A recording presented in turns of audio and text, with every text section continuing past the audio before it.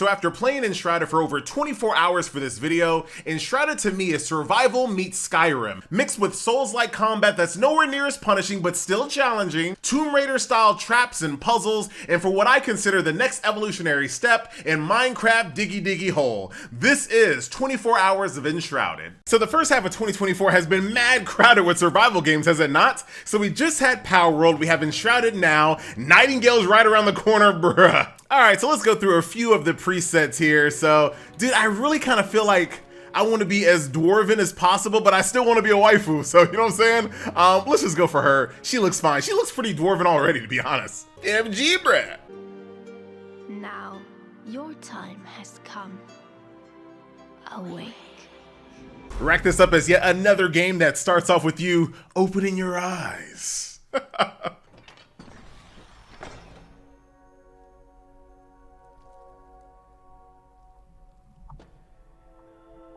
Okay, welcome to Enshrouded. Oh my god, I am the fastest I have ever seen myself in a video game at level 1. Oh my god.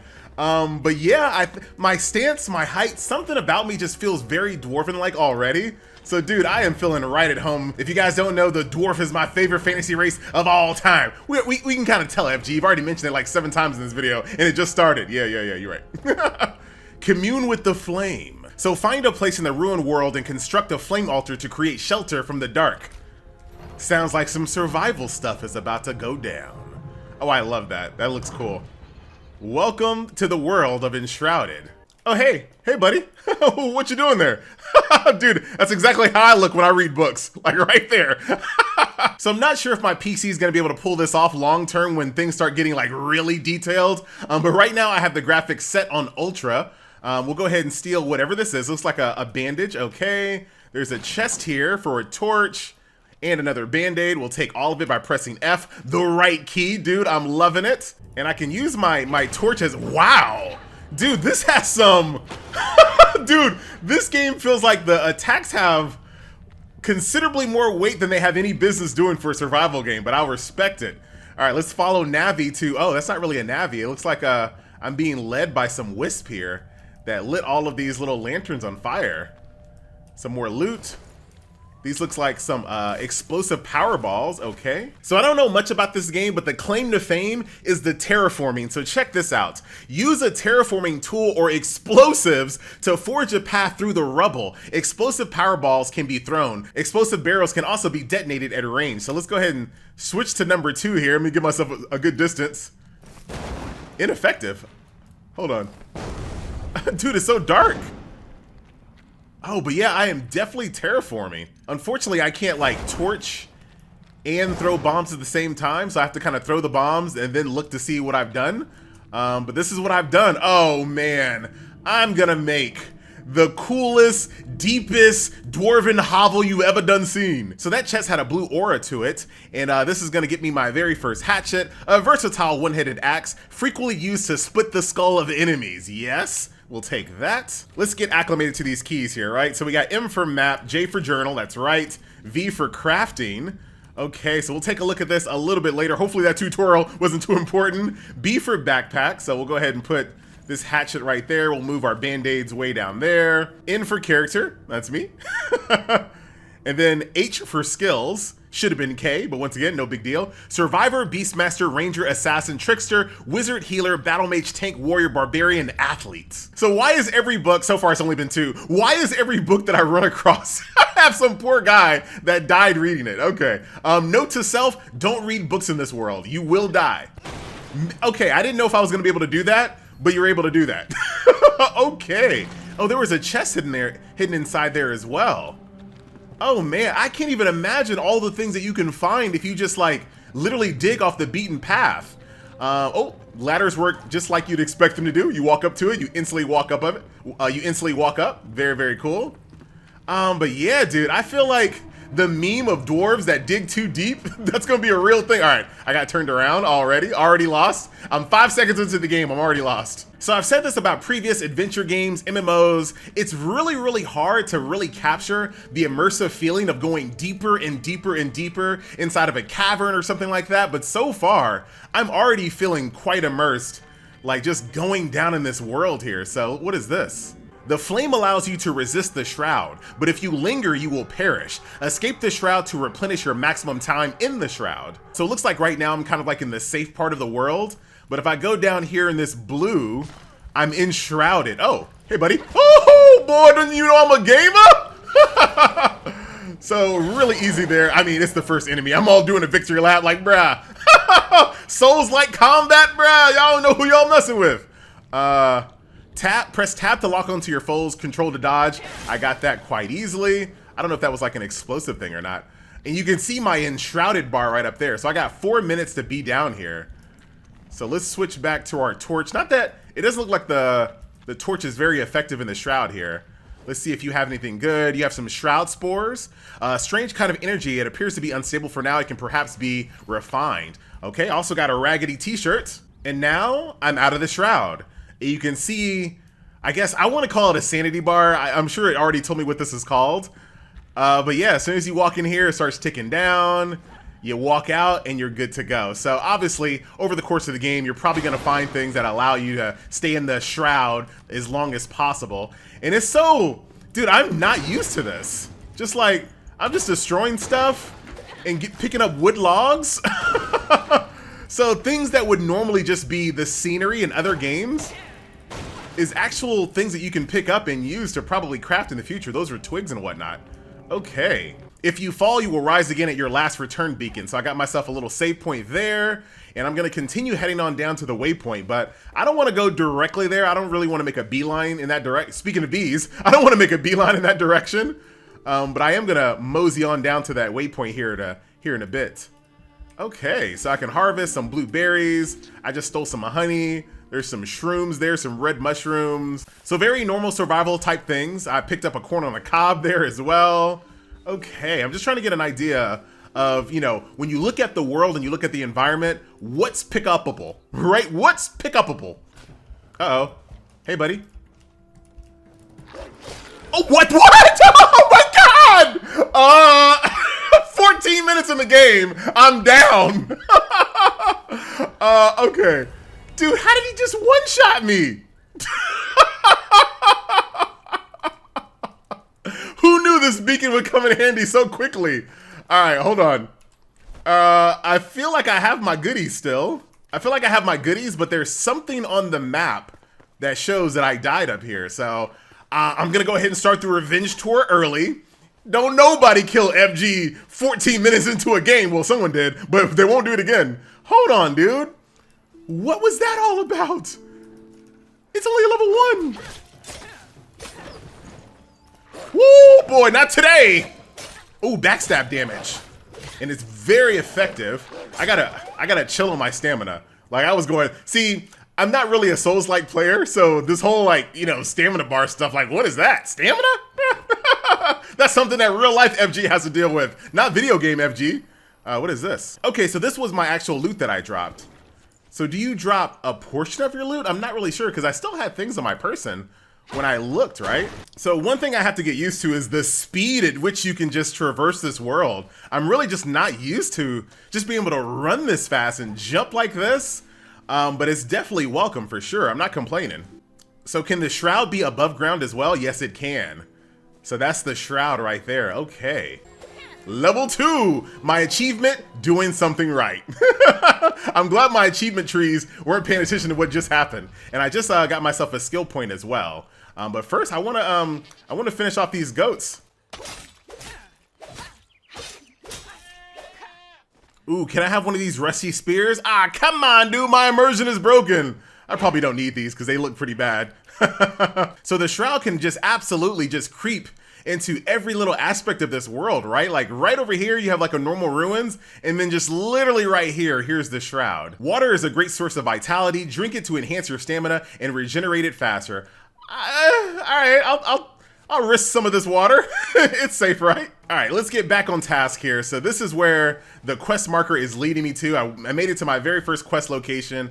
So far, performance-wise, this game is running perfectly. So my quest in this location is to build a flame altar. This is gonna represent my base. So let me go grab some more stones real fast. So not exactly drive-by loots that I've kind of started to get entitled and used to in some other games, but it's relatively quick, right? You don't have to really like stop to pick up things, so that is fine there. So you craft what you need via this crafting menu. Really, FG? How riveting. Thank you for the play-by-play. You're welcome, you're welcome. I'm gonna switch out my berries here. Go to number 3, and I love the fact that it actually gives you a bird's eye view instantly. I'm just gonna put it right here. Like I'm gonna follow the rules right now. It instantly builds. And I'm gonna go ahead and commune with the flame. So you are not alone. There are other survivors drowsing in the nearby ancient vaults. Find them so they may aid you in your journey. Go gently into the night. They didn't say that. One beacon's nearby, just outside the shroud's grasp. So it looks like over time you can upgrade your altar to extend its building range, which is great. Sorry, Pal World. That's where you kind of dropped the ball on that one. I do love that that's here. Gain global benefits and of course reset your skill points. So it's nighttime right now. I'm not gonna spend a ton of time showing this off on video because YouTube compression kind of makes night look really, really terrible a lot of the times, but it's not like completely pitch black, not at all. So you can drive by loot the trees and whatnot. So like plant fibers, twigs, stuff like that. You can just really just run by the tree and snatch those leaves right off. It's just like, oh no, dude! Wait a minute! I saw his eyes. Hold on. Not gonna be a repeat, buddy boy. So since it's nighttime, I really don't want to go too far out there. So I'm just gonna go ahead and build some basic things. I'm gonna go ahead and craft some string here because that's gonna be required to make my workbench. So we'll go ahead and make that. I'll go ahead and make a construction hammer because it sounds like I'm gonna need that. An axe for cutting down trees, of course. Pickaxe for mining. Campfire for staying warm. Torch, already have plenty of those. Ooh, you have shields in this game?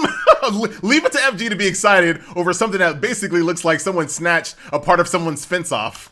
I'll take it. Bow as well. I don't have enough twigs. Magical weapon, so you can make wands, which are like a mid-range weapon. Takes bones, why not?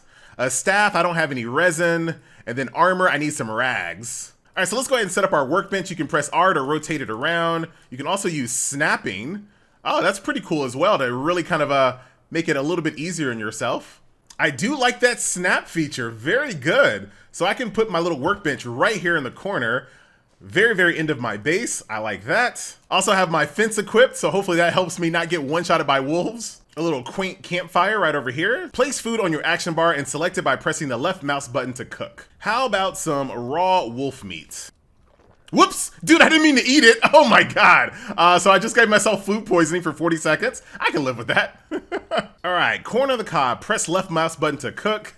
Oh, nice little animation there. Making some popcorn oh, wait. Did I overdo it?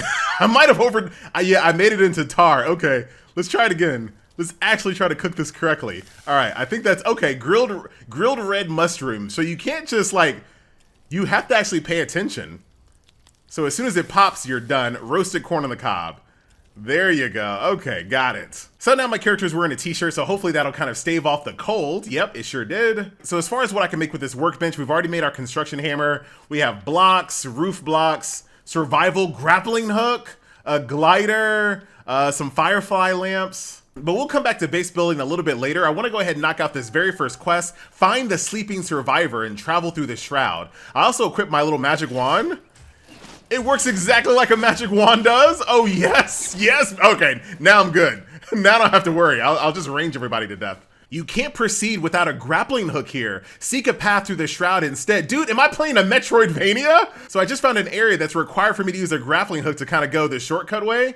But it looks like I can go the long way through the shroud. So let's do it. I already know there's fall damage in this game. Like normally I test it, but I feel like it kind of goes without saying. This game feels like a little bit more serious of a survival game. So we're gonna still gonna take falling damage because of course. But even that little drop there was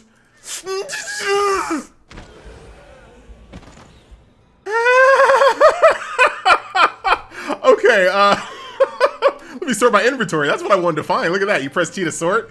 So it looks like you lose some of your stuff on death, not everything.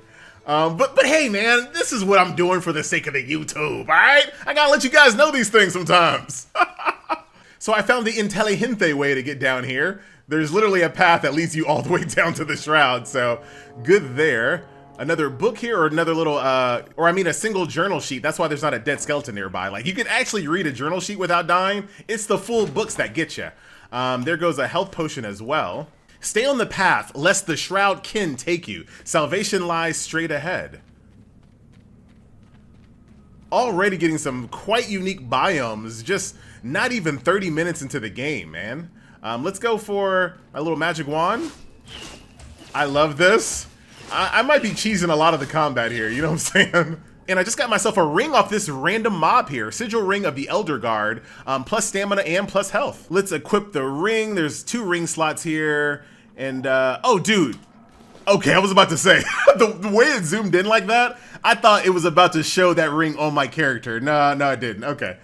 I have seen games that actually show rings and like necklaces on characters, but this ain't one of them. And I just got myself a shield upgrade, a little Daedric shield action. So we'll go ahead and equip that. Well, let me see if it's an upgrade first, just because it looks cool. So my broken fence shield is 2 block and 10 parry. My Daedric shield is actually a complete downgrade on block and parry power and durability. This is actually worse in every aspect. Why'd you put it on, FG? I just want to look, man. It looks cool though, you know what I'm saying? Okay, I've just been hanging out in this shroud way too long. Let's keep going. Oh, this hourglass capsule replenishes your time in the shroud. Look at that. So while you're in the shroud, you need to be on the lookout for those little hourglasses. Think of it like an air bubble in Sonic the Hedgehog. As if you needed an analogy, I gave you one anyway. Oh, what are these things? Shroud liquid? Oh man, this is the type of game that I'm gonna really have to focus on backspace, because I feel like I want to pick up everything. I did grab just a few things here. What is this? Oh, it's a rock. Let's try our shield out for a second. Let me just see what happens. Got my shield out. Tap to target. Very cool. So yeah, you can do a couple of attacks, back off, shield up, backstab damage, mad effective. Dude, I'm one of you. I'm using these little bootleg Daedric shields. Dude, you want to talk about being deep in the shroud. Like you can barely look ahead of you. I mean, this is like maximum immersion. And I don't really use that term lightly. Not today. You almost got me with that backstab. I'm gonna switch to a little bit of ranged action. How long can I do this? Can I just like, oh, I have a durability on the wand. Okay, that makes sense, of course. So when you go out into places like this, you're definitely gonna have to bring maybe multiple weapons. Let's see what else we got here. Got myself a replacement sword, so that's gonna come in handy there. And we have emerged through the shroud. Nah, dude, I remember that. I hate wolves in this game already. Oh, you're a level 3 wolf with an up arrow. Oh, he even has a spiky dog collar. Thanks for the bones. Oh, hey guys. There's some humanoid people here. Oh man, it's some berserkers here, huh? Oh, hold on, wait. Oh, no. Hold on, gamer mode, activate. Chill. I'm gonna range as many as I can.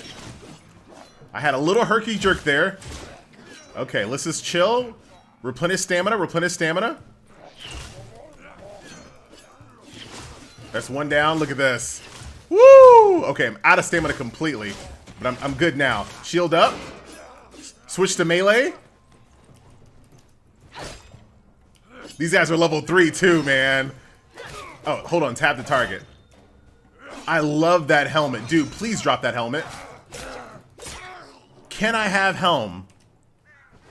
Metal scraps, okay. Metal scraps one more time. All right, so none of them have dropped their cool axes and their cool helmet because in combat they got broken. You know, whatever the lore reason that games use for that.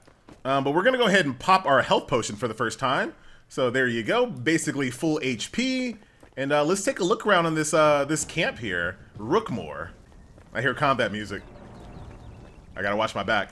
I want to see if I can use their bonfire, but it doesn't look like I can. Unfortunately, I don't want to get too close because I swear. Oh my god, man.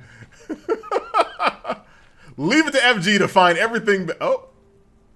Hey, dude. Oh, man, you all right down here? You been reading books? Oh, I got some rangers. There's some rangers up there. Hold on. All right, so I see that range arrow guy up there. Can I, like,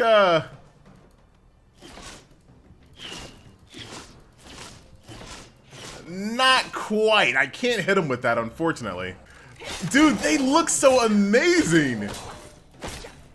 Oh, all right, so we know he's down here, right? So let's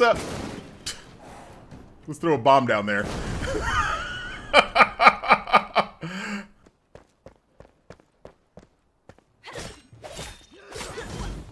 I know you guys saw that little parry action that I pulled off. I know. So one of my other favorite genres is like the post-apocalyptic genre, where you're kind of going through these ruins and these, you know, these old settlements and just trying to scavenge through stuff. I am totally getting that vibe right now. Oh, what the? What vibe you getting right now, FG? Oh my God. These guys are not messing around. Cook some meat so I can actually be prepared this time. So while I was dead, I decided to take a look at my flame altar real quick, and it looks like getting it to level 2 seems pretty doable. Resin, which I haven't found yet, but red mushrooms, bone, shroud, liquid, spark, I also haven't seen those just yet, and animal fur. So it looks like it's really, really easy to strengthen that flame. So we will be working on that very shortly. And I just repaired all my gear. I was trying to figure out how repair works. But I just pressed my workbench, and then everything that I had, durability went right back up to max. So I am ready to go. Let's get some revenge, baby. And this is where that fast movement speed really comes in handy, as you can see. Rookmore. This place looks familiar. Here is my belongings here. Eat or retrieve, take everything, good to go. Now, who in the world was responsible for my death there? I guess I was standing next to a doom barrel or something. So you're not gonna be able to hear this on YouTube, unfortunately, but I'm playing with headphones and I can hear the faint whispers of these people off in the background, which is really cool. Oh, this guy's ranged. Range this, sucker. All right, so we're back inside the shroud. I'm very, very close to my quest load. Oh, look at that. Take that, Skyrim from 15 years ago. The quest marker actually lets you know that what you're looking for is actually above you, FG. All right, I got it. So a stark contrast from the previous architecture that we just saw. Like, this looks really awesome and different compared to the, I guess, the bandits that we just saw. Hey, dude. Oh, y'all doing some looting. Oh, these guys are only level 1. Dude, I was fighting level 3s a second ago. Yeah, man, I'm totally getting the vibe like there is a slightly more technologically advanced race that lives in this world, because these are these pods that I was born out of earlier. So someone knows a little bit more about technology than these, what the? A swarm? Wait, can I attack it? Hold, can it attack me? Yes. I can't tab it. Okay, I think I just tabbed it. Oh, wow, dude, don't fight swarms. Okay, there we go. Range those suckers for sure. Like, this world just feels so dangerous at like every aspect. How long that's gonna last, I'm not sure, but so far in the beginning, it's doing like a really good job of like getting you like used to what this world actually is all about, right? Okay, so I just ate some meat and that increased my constitution. So look at how long my health bar is. Dude, I'm basically a boss now. Hello? Are you friendly? You are not. Ooh, a provisional scythe. All right. Let's see. 11 damage. Is that better or worse than anything I'm using? Pretty much exactly the same. Overcharge. All right. I'm not sure exactly what overcharge means, but I'll figure it out in the future. This looks pretty sick for like, dude, this is a basic weapon and I'm already feeling like I'm pretty good looking. So I made it to my quest location, Awaken the Survivor. Oswald Anders the blacksmith. And I've also unlocked a recipe for a summoning staff and charcoal. So let's take a gander at our sunburnt friend here. The blacksmith Oswald Ander crafts and upgrades armor and weapons. Okay, oh wow. His arms, yeah, dude, this guy is really, this is the type of dude you want forging your gear right here, dude, right here. So I just retrieved that survivor and now it's time for me to place them in my home with the summoning staff. When you need to rest, you can you can fast travel back to your home by opening the map and navigating. Okay. Rookmore, I do not live there. Tombstone! Hey, I don't know about that. That must be a bug or something. There's my home. Fast travel. Very nice. Okay. Love a good quality of life. So not only can I run really, really fast, I also have fast travel. I wanted to leave that loading in there so you can kind of get a feel for it, and it was not too bad at all. Welcome home. Summoning staff summons rescued survivors into your bases around a flame altar. So let's go ahead and craft one of these bad boys. Press tab to ready my summoning staff. Oh. Hey, buddy. All right. Wait, if I summon him somewhere, am I not allowed to move him? I can't actually move the camera around, so I guess it doesn't really matter. I think he's just gonna hang out in the world. I think he's just gonna hang out in the world. At long last, I return. I'm a humble blacksmith at your service. So Oswald Andrew the blacksmith, he is currently unsheltered, comfort level 5. Took you long enough to find me? Look at you, weak and puny. Alright, I'm done. And they call you a Flameborn? First thing you need is a weapon. Luckily you woke me up first. Crafting a scrappy sword or a spike club will serve us well. And then cleansing fire, let's see what we have here. Embervale can still be saved. Where there's ash, there's embers, kid. The shroud suffocates the valley, so seek Elixir Well with your new gear and raise the root of our misery. Ignite the depths and set the evil ablaze. Go on, I'm counting on you, Flameborn. And even with new gear, you shouldn't feel too safe out there. Rest up and eat well before you head out. A fire, a roof over your head, and some meat in your belly will prepare you for anything. So metal scraps convert to nails, so we'll go ahead and press that. That'll get us this scrappy sword. That's one piece done. Fur armor, so I need to go get some more string, which I can easily do. You have awakened your kin, the flame is pleased. Seek out more survivors slumbering in the Springlands. Okay, so it looks like my little flame altar here is just gonna kind of lead me to survivors to kind of build out my base to start off with.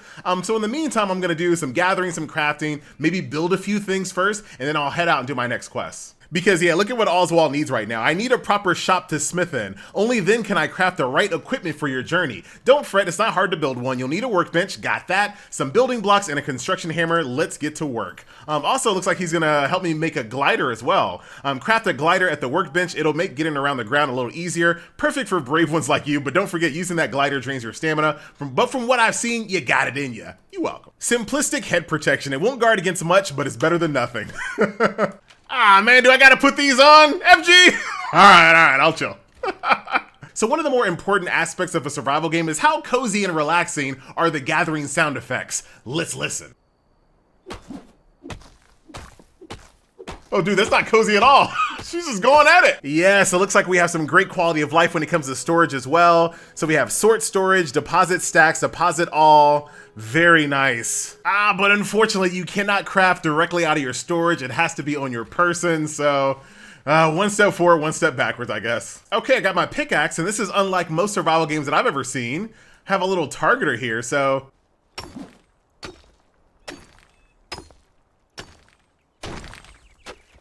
Quite satisfying. How about this? Does this also give me... This gives me rubble. Okay, so rubble and stone are completely different. And take that, Minecraft. Look at this, dude. Just diggy hole straight down. I don't really have a lot of stamina to do this, but yeah, dude, we are gonna have our underground dwarven hovel for sure. So I already got myself a little automation going here. So I got my charcoal brewing. All you need is some dirt and some wood, and it automatically just goes at it. I'm sure I'll need charcoal for something, so I'll let that keep going. So it looks like it's time for me to already upgrade my axe and my pickaxe to these scrappier versions, but they require shroud wood. But you know what? I think I know where shroud wood is. The shroud wood is in the shroud, like obviously, right? Ooh, I unlocked a brand new recipe, the spiritual cane at Alchemist. So I guess while I'm here in the shroud, I guess what is... That's not wood. I don't know what that is. I'm not gonna keep swinging at it. So this gameplay loop kind of reminds me of like the Dark Zone, right? Now, obviously a little bit different, but kind of the same concept. You have these high-risk areas that have really unique materials, but you gotta get in and get out before your time runs out. Like right now I have 1 minute and 45 seconds, but can you quick travel while you're in the shroud? Oh no, so yeah. So you have to get out of the shroud to actually fast travel back to your base. So you're really trying to be like, all right, let me get in, get as much materials as I possibly can while still kind of giving myself enough time to get out of the shroud and then hit that fast travel button. I like that. Now at the moment, I can't tell if repairs are free or if it's just taking a resource that I'm not paying attention to, but dude, if repairs are free like that, all items repaired, you see that? Dude, I am a fan of that. So at the moment, I am completely out of metal scraps and whatnot, so I feel like I have to go back deep into the shroud to see if I can't find some people that, you know, have metal armor and stuff like that. And I saw this guy earlier shoot an arrow at me. I see you, dude.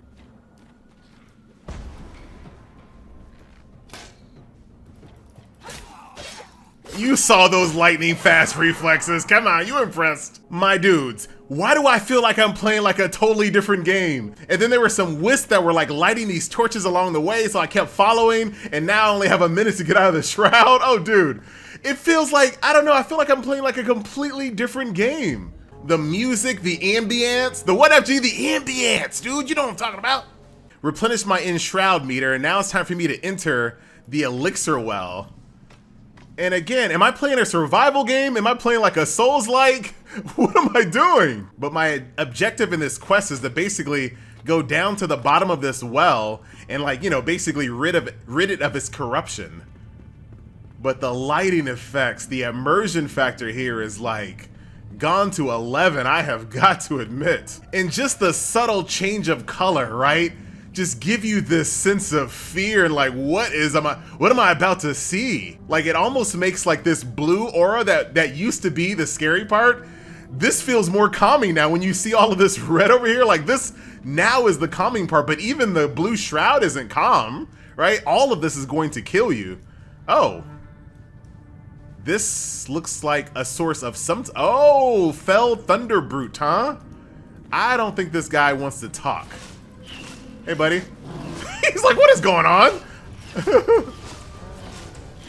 Ooh, a shockwave, huh? All right, I'm actually gonna tap target him. Ooh, a little boot to the face. Dude, how dare you 300 boot me? I can still, as big as this guy is, I was able to block him. Shout out to the parry. Done and done. Got myself an achievement. Defeat the guardian of the first elixir well. Dude, I'm about to 100% this game. Is this a purple? An epic bronze sword. A light and swift sword of beautiful color. It dulls quickly though. And I got myself a little trophy as well. Its brain has been replaced by fungi and slush. Dude, now we're playing The Last of Us. But it's still tremendously heavy. The face is permanently petrified with a bitter expression. You would too if someone just came into your workplace and killed you for no reason. Well, he thinks it's for no reason. The shroud root is the source of misery. Destroy it with a felling axe? Dude, I didn't make a felling axe. I didn't make one! Ooh, on my way out, I completely walked past this on my way in, a frozen core wand. This wand hides a rare frozen core inside, enabling its owner to unleash massive ice damage against foes. Oh, this doesn't actually count as a fast travel point. Okay.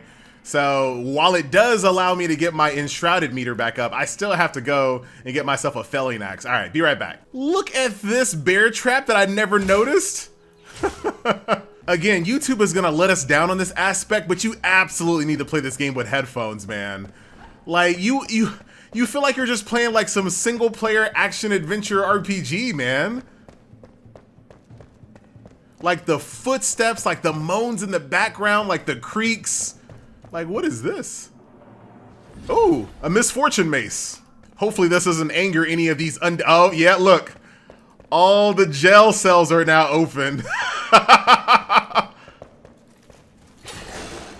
Boy, I'm a gamer. Lighting, everything just looks so good, man. I didn't really expect to like the aesthetic of this game this much. Because, you know, normally I'm kind of like an anime guy, a little bit more colorful, cheerful. Oh, wow. Pay attention. All right, I got it. But yeah, man, I am really digging this world. I need to eat something.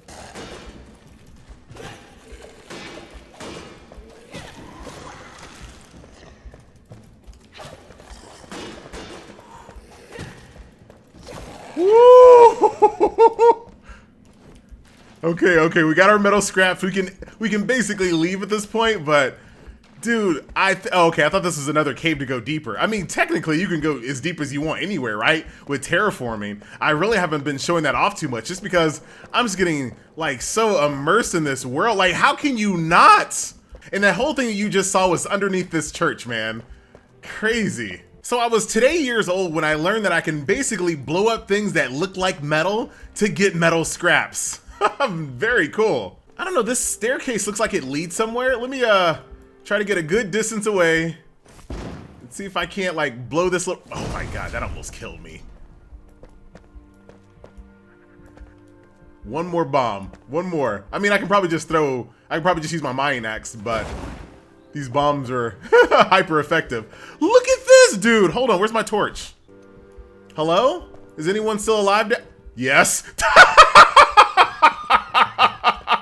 Oh my god. All right, I just got a new two-hander, by the way.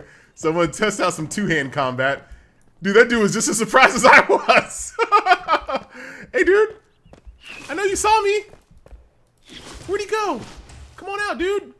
I ain't trying to fight you down here, man. Oh, that's fine. I'm okay with that. So yeah, I learned something else as well. So when I saw felling axe, I thought that was like a specific name of an axe. It's just a category. It's just a classification. Any axe will do. Well done. I cleared the first elixir well, and hey, the shroud has subsided. And I have a new quest. The blacksmith needs a shop. So I'll be doing that a little bit later. So I guess this is lava. I'm not gonna test it, dude. I'm totally fine with just taking its word for it. It's red, it's dangerous, right? But more importantly, since that shroud is now gone, I can actually teleport directly from here all the way back home. Very nice. Behold, a glimmer of strength, Flameborn. All right, that's enough. Felling the Shroud root granted you a skill point. Spin them in the skill tree to unlock new and wondrous powers. Forget the way of the warrior, the ranger, and the wizard. You must forge your own path if you wish to survive. Okay, so this is like good. So check this out. I can do a merciless attack by pressing E to deal massive damage to an enemy you've overpowered. So that seems like it's an ability for just like getting rid of like trash mobs. Pickaxe deals 30% more damage against stone objects, including resource veins. Pretty much the same exact thing for trees. And then sneak attack deals 10 times damage to unaware foes. Said enemies, FG, I know. Blink replaces dodge roll with a short teleport. Oh, y'all already know where I want to go. So I kind of want to be a battle mage, right? A little bit of tank, a little bit of mage, a little bit of healer. All around this little area, I think. I'm not really, I don't care too much about being an assassin or even a ranger. I'm not a real big on bows. Beastmaster sounds really cool, but I already have Power World if I want to play with like pets and whatnot. Survivor, this just makes you a better survivor. There's double jump there, jump attack. Athlete is probably just going to be about, you know, sprinting, stuff of that nature. You have Barbarian, who's all about two-handers, which I'm also not a big fan of. Okay, so yeah, Battle Mage sounds really good. Let's start heading down this way, but I do want to just go ahead and get this merciless attack, like, first and foremost. A little bit of Constitution as well, along with some Intelligente. Ember Veil can be reclaimed. Collect sparks and offer them to the flame altar to strengthen the flame. Sparks lie scattered across the world in flame sanctums and flame shrines. So this is the upgrade, right? Like being able to gain benefits this way. I think I think I can actually do this maybe. I gotta tell you, Lazy FG doesn't like the fact that I can't craft directly from my storage. I've gotten real, like, accustomed to that in other games. I know. It's not super realistic, but is anything in this game really realistic? What are you waiting for? Craft a grappling hook. Dude, I am on it. Embervale has changed. Before our time, a race of ancients built towers to survey the land. Dude, am I playing a Ubisoft game now? The Ancient Spires. One is close by. Climb it to discover the world of new. Dude, I got some freaking Ubisoft towers in this game. So I definitely love this. I have this Shroud Core that I just looted, which is gonna allow me to upgrade my altar and my range here. So now my base is just like massively large now. Even though I don't really need it right now. I haven't really done anything yet. Dude, I've just been so immersed in exploring this world. I haven't really cared about building a base yet. That's like a whole other aspect of the game that's still waiting for me, right? Finally changed my raggedy shirt with a fur chest and changed my short to a pair of capris, I guess. So enough getting distracted with the world. I'm gonna go ahead and try to build up a little bit of my base so I can kind of see how the UI and how the quality of life works. So we got these rough wood blocks. So we'll go ahead and, wow, you can build them in stacks of 100? Holy crap, so I just built a ton of rough wood blocks, right? We're gonna press Alt to get our additional bar here, press Tab to enter work mode, and here are all the different goodies that I can make. Wow, okay. And you can also replace the terrain, it looks like. So this hole that I've had to jump over because I was testing stuff, I can fill that hole, but I'll worry about that a little bit later. So check out what you have here. So even though I've already built all these workbenches and all these tools and whatnot, I can actually build the ground under it, which is super helpful, I think. Yeah, look at that. All right, let me see what's gonna happen with my, all right, well, that's kind of weird. Wait, I think I could have done that. Wait. In order to pick it up, you have to clear the storage completely. Well, they're gonna sit there for a little while. Really well done editor here that actually makes it really easy to build into the world. And look at how intelligent the builder is, right? So I just built over this hole, but in the future, if I wanna make like a ladder or something going down there, I still can because the hole still exists in the world. Okay, so I think I wanna, is this big enough? That's what she said, I'm sorry. Let me go ahead and build one more, and then I'm gonna go ahead and start building some walls and a roof as well. Okay, so I have this little awkward gap here, so I'll go ahead and build my door frame and then move up to these smaller pieces. Oh, dude.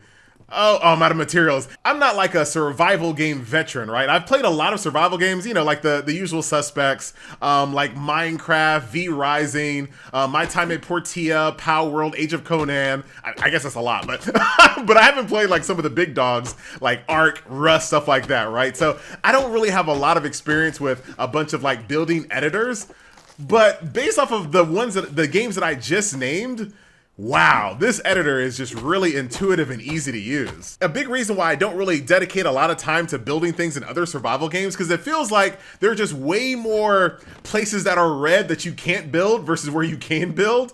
And at least right now, I haven't felt that. It looks like I can just pretty much build whatever I want. And that's impressive. And there you go. Look at that. That actually worked out perfectly. So here's the door. I gotta actually make a door. Let me see what type of roof I want. Now, building on the ground and like building something up higher is usually quite finicky in a lot of games, but look at that. It's kind of overlapping, but it makes sense because they link together. So not finicky at all. And once again, I know you guys know what I'm talking about. It feels like in a lot of games when you're building, all you see is like red, red. Oh, you found a blue. Lego Fortnite, that's another one I played, where there was just a lot of red. No red whatsoever. Everything is just blue, build, and go. Oh, well, I'm out of materials. And we'll go ahead and put a ceiling on this bad boy. It's about to get a little dark in here. I'm sure, wait.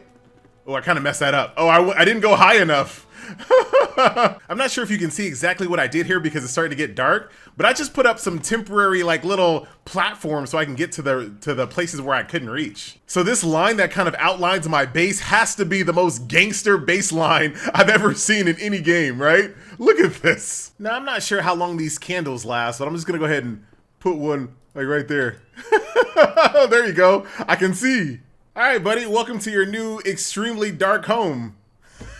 There you go. The blacksmith needs its shop. You're welcome. So pretty big milestone here. I just crafted my very first glider, 100% range, 10 speed, 4 stamina per second. Dude, this game has thought of all kinds of stuff. So you have scaffolding that you can actually build, scaffolding A, scaffolding B, so you can actually get to higher points in your base to craft like I was doing earlier. I kind of bootlegged it, but you know what? It worked. One thing Enshrouded definitely has going for it is that it's just so darn enjoyable to explore. Like you find these little holes and you're like, dude, I gotta know what's down here. And there's always like something down here. Oh, a lockpick is required. Okay. Getting to that point of the game already. But you can definitely just imagine that someone thought that they could like escape the shroud by going underground and like living in one of these little, using this like a makeshift shelter, right? And unfortunately, it didn't work out. Okay, this looks like as good a place as any to test out our glider, right? I want to get to that. Okay, we're going. Whew. Okay, I was like, dude, it's not opening. Nice. Like, is this like some type of different type of ore or material? Let me hit a few. Oh, it's flintstone. And I'm also, as you can see, just slowly terraforming the world. Dude, I'm kind of blown away by how good this engine has to be to keep track of every little bit of terraforming that I've ever done. I like this entrance, right? Like, I feel like maybe when I build my dwarven hovel, I just kind of take, you know, the foundation of something that already is kind of dwarven-like, right? And then just kind of start building down in here or something. Who knows? All right, I still haven't decided on where I'm going to build that just yet, but that's the goal. Like, I will not stop playing this game until I have my own little dwarven place, my own little dwarven underground lair, like something out of like Dragon Age or something, right? Now, when I say this next thing, I'm not throwing shade at Power World, all right? This sounds like something someone would say right before they throw shade. No, hear me out. One thing I gotta say that I love about Enshrouded way more than Power World already is that Enshrouded makes me want to explore. Like, that's something that I kind of talked about this in my Power World video, and I'm not gonna get too off track here, but in Power World, I didn't feel the need to explore dungeons. Like, they weren't very fun, and I love exploring dungeons. Here in Enshrouded, at least early on, even though I still don't have a map or anything like that, like, that's one complaint that I had in Power World, that I didn't have a map, and it was so easy easy to get lost. I don't have that here in Enshrouded either, but exploring these little underground layers and stuff like that, they're just the right size, right? They keep my attention and they pique my curiosity, and that's super important. If you want people to explore your world, just make it attractive to explore, right? And even though I don't know if there's anything down there, I still want to go down there and look. That is a good sign for this game's longevity. Oh, whoops, no! I hate this game, it's the worst! Oh my god, dude! But yo, shout out to not losing everything on your person. That's actually pretty fair. As hardcore as this game kind of feels compared to like most survival games, that is a pretty nice player-friendly thing for them to do, right? You know, just to make sure that these don't cause any problems, I'm gonna go ahead and explode them on my own. Let's see if there's anything good out of it. No, there's not. I don't remember seeing this house last time. So let's see. It's locked, huh? the house is locked, huh? So can I just like chop into it? There's also a place that you can just climb as well. Oh, this is kind of fun.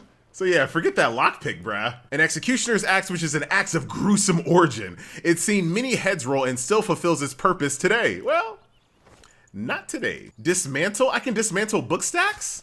Oh, old books. I wonder if I can like put those in my house or something as like book stacks. Is this like decoration? A stack of old parchments worn and torn by the ravages of time. A wise man could salvage something from the remains or the remnants. Didn't even know I could do this before. I've seen so many books I was just making fun of. Okay, so good to know. I am a little worried about going downstairs though, dude. I feel like whoever was in here locked this door for a real reason. And dude, when is the last time you played a survival game and you were walking around like you were playing like a survival horror game? When is the last time? Like, I'm actually scared about like a trap or something. I'm gonna unlock the door. You can't unlock it from this side. Immersion broken. Immersion broken. Torch? Hello? Anyone still alive? Y'all been reading books, I see. So even though this was just a really basic house, I really enjoyed just exploring this, just to see what was inside. And then, this should work, right? Like I shouldn't... Yeah. Lockpick. Dude, how many times have we as gamers, real gamers, you know, played a game where there was just something like you be playing a game, right? And it'd be like, oh, you can't get past this table, right? How many times have we played games like this? Enshrouded's like, nah, I like that. Okay, so I'm gonna continue clearing out this camp because of all of the, oh yeah, I forgot about my corpse. Once again, getting completely sidetracked. I'm going to take all of that, but I'm going to clear out this camp once again because everything respawned, and this is just a great place to get metal scraps. You know what I haven't talked about at all and haven't noticed? Do I have a weight limit or do I just have a slot limit? Like, I don't actually see a weight limit. Oh, wow, dude. If that's true, and I'm not just completely missing it, I don't see a weight limit anywhere. And at least so far, I haven't hit a weight limit. I haven't seen anything talk about encumbrance or anything. So I'm just gonna be just looting all this wood and whatnot just to see what happens. But dude, if they don't have a weight limit, no way, right? Yeah, these wood logs don't have a weight. They don't have a weight. Is this the survival game of the century?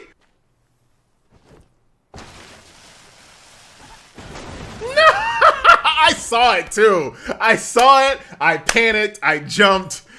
I didn't roll like I was supposed to. Dude, these dudes and their booby traps. I didn't know this last time. You can use this little anvil in their base to repair all your gear. Once again, free to play, by the way. So we just got ourselves a new milestone upgrade. We now have the grappling hook. 40 stamina cost, a sturdy tool that can help you cross many chasms along the way. All right.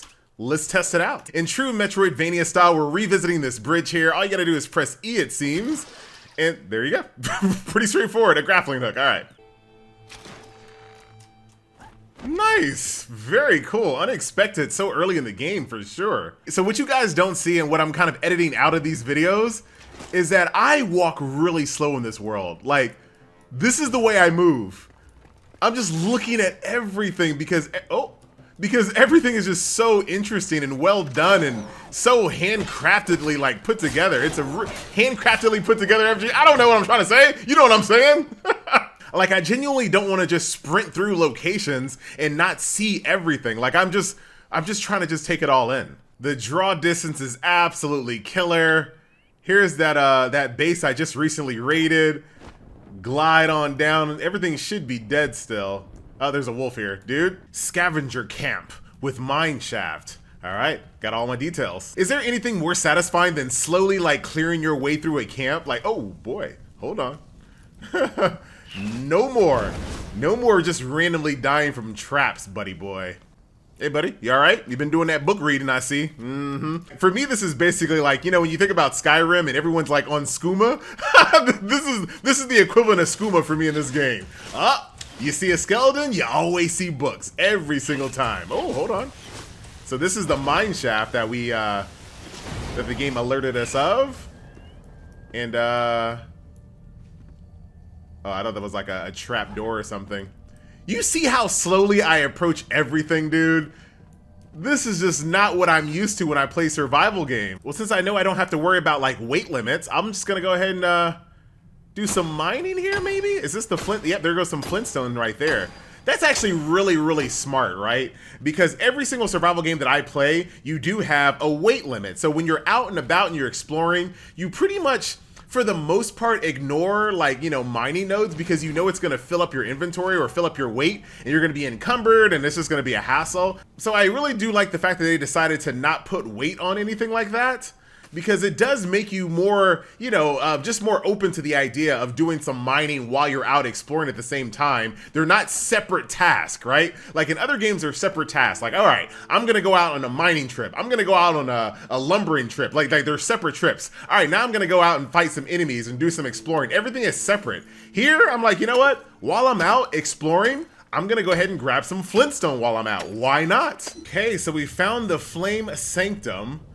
Gonna do a little survey of the outside real quick. Once again, reminds me a lot of like the Elder Scrolls and like the Dwarven ruins and whatnot. And there is the spark that I was looking for. You've obtained a spark. Use the spark to strengthen the flame at your flame altar. Strengthen the flame at the flame altar to increase your shroud passage level to establish more bases. Well, I'm not sure if I really need more bases, but we will go ahead and strengthen our flame here. All right, let's strengthen this. Oh, of course, I forgot. Doesn't matter if I have them in my storage. I have to go put them on my person. But with all the other quality of life in that this game has, you know, instant repairs, no weight limit, I have to forgive it, right? Dude, I was just thinking, I've been so hurt by other survival games in the past because when I made this candle, I fully assumed that it would burn out and then just be destroyed and I would have to continually like make them over and over and over, but it's still burning. I guess candles are permanent. Like, that's so cool, dude.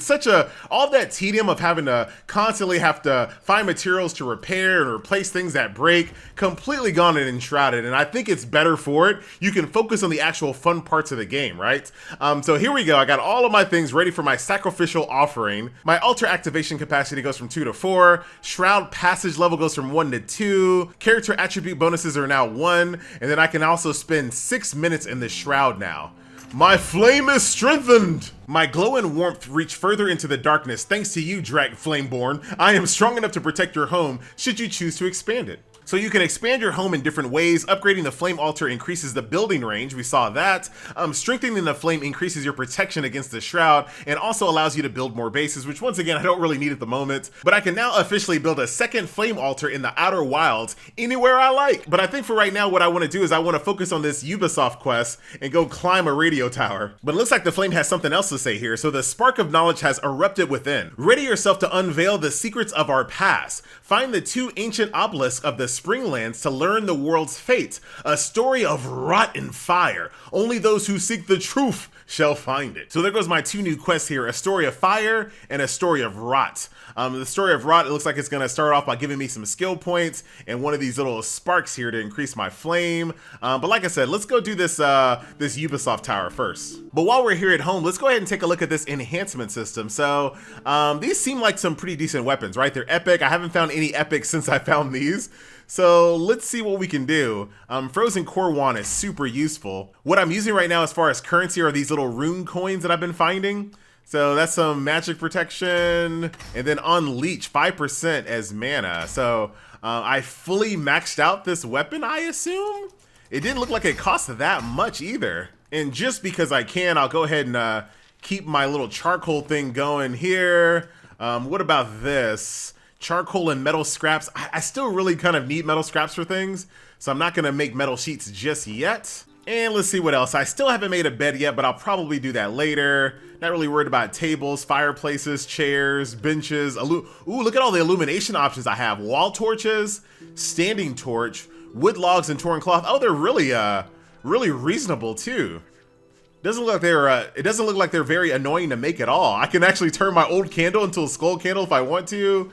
The firefly lamps, I do have a bunch of fireflies. Comfort and illumination. Okay. I'll probably do this for you a little bit later, buddy. Don't worry, I'll decorate this place in a later time. But what I will do for you right now, my dude, I'm gonna go ahead and make you a wooden door. Hey, there you go, buddy. Now you're protected from the elements. Don't worry about that. That's the sunroof, my moon roof. Now I feel like my little NPC dude is nice and safe. I like how it's kind of indented in there like that. That's kind of cool.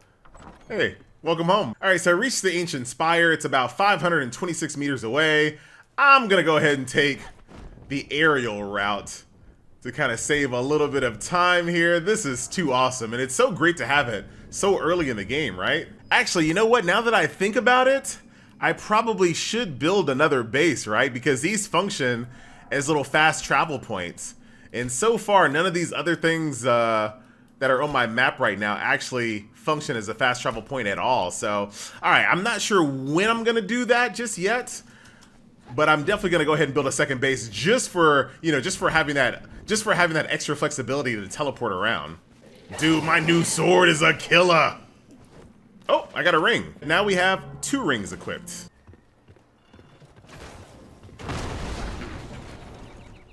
What did you just do, dude? Okay, welcome to the ancient spire. Oh my god, I didn't expect it to be this big. Don't do it, FG. I won't, man. I won't do it. That's what she said. Yeah, dude, this just reminds me of like all of the dwarven architecture and dude, I hear something. It sounds like slicey traps. It sounds like slicey traps. But yeah, all of this just really reminds me of Elder Scrolls and like the old ancient dwarven architecture. Some doors are locked but can be opened by finding and pressing the correct button. As you do. Hello? Slicey traps? I hear stuff. Now I know survival games are absolutely real games, right? Like, don't get me wrong. I know survival games are real games. But I don't know, man. Playing this game, I feel like I'm playing like a real, like, narrative-driven game, and I'm just not used to that when I play survival games. Like, it's usually not the case that they are so interesting like this, all without not even really saying a word, right? Like, it's not like I'm being handheld by NPCs nonstop. I'm just kind of like uncovering. Oh my god, I'm uncovering this narrative like on my own. What are you gonna do, FG? I'm not gonna die to that fire trap. Ready? Yeah. Real gamer! Oh, the panic. The panic. Alright, chill. Why'd dude, I'm just... Alright, chill. I'm doing like platforming. I got a grappling hook. I got a glider. I'm exploring ruins that actually make sense. I don't feel lost or overwhelmed. I don't need a map. I'm just using my eyeballs. Like, this is a really good experience. I knew I saw some, well, I thought they were like slicey traps, but they're pokey traps. Dude, this is what happens when a mobile gamer leaves his house. Like, figuratively speaking, leaving the house. I'm still at home. But you know what I'm talking about. Oh, bruh. How sudden death are these things? Ready? Go! Woo, gamer! Oh, chill.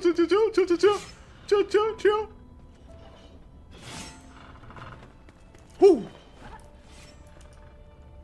I don't know if you guys can tell, I am having an absolute blast with this game thus far. Oh, look at that. I see 2 little icons there, so obviously, need to go ahead and press those buttons somewhere. FG has played real games before. Yeah, dude, a couple. Dude, so I am a platforming beast, right? You know, as a gamer, platforming is something that you gotta go to school for. It's part of your curriculum, all right? But I've been really like panicky with my jumps in this game. Because of the glider, it throws me off a little bit. So you got this.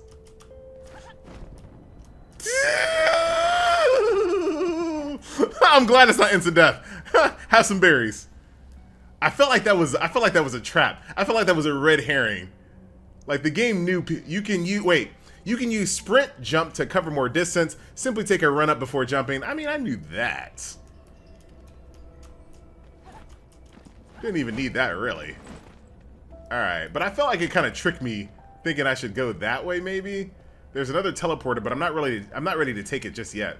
What's a heal channel? Staff charges. Magical ammunition upon use releases continuous healing projectiles. Hold the input to channel over time, equip the spell, and use mana to cast it with a staff, which I don't have.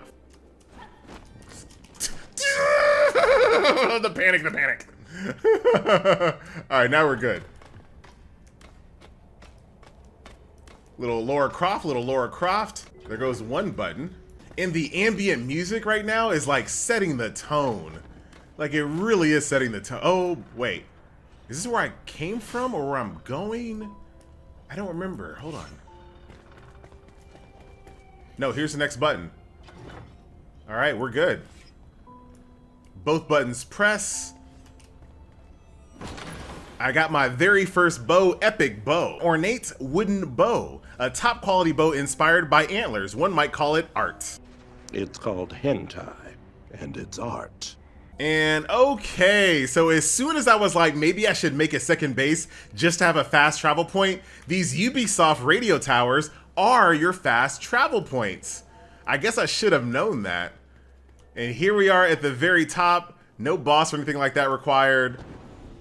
There's the flame, commune with the flame. These ancient spires open fast travel points all over the world and reveal ancient knowledge of Embervale. Venture forth, child, the land must be reclaimed. Dude, I'm gonna be doing some reclaiming. Highly impressed with Enshrouded thus far, dude. What an opening experience. This is what mobile game brought does to a dude. I'm just joking. Dude, my flame's been mighty talkative lately, so the ancient vaults contain voices silenced by the shroud, yet some sparks still linger, flickering in the dark. A hunter, once the fiercest in the land, and an alchemist with knowledge of the ages. Awaken them, for they will help you along your journey. So that means there are 2 more NPCs that I can go collect as well, so I think I want to go work on that. All right, so our next quest is gonna have us go find the hunter, location above. Ooh, I got my very first staff here. So root staff. This staff was made from the roots of an age-old tree. Wisdom and calm flow through it. Staffs can cast spells. So this is how I can use that little healing charge thing from earlier, but I'm gonna wait until I get something besides heals. All right, so I don't actually see any books that killed this guy, so maybe I'll sprinkle a few pages on him, you know what I'm saying? And call it a day. Open and shut case. I'm just joking. Oh, no paperwork. Just sprinkle some crack on them. Let's get out of here. Oh, what do we have here? This is a new enemy type. They almost look like bugbears or yetis or something. Hello? What are you guys? Are y'all friendly? Hello? No, they're not friendly. They're not friendly. All right, hold on. Let me use my bow for the first time. There goes my bow. All right, I'm gonna go back to let's just go back to ranging these guys. Really easy kites. These guys are level 5.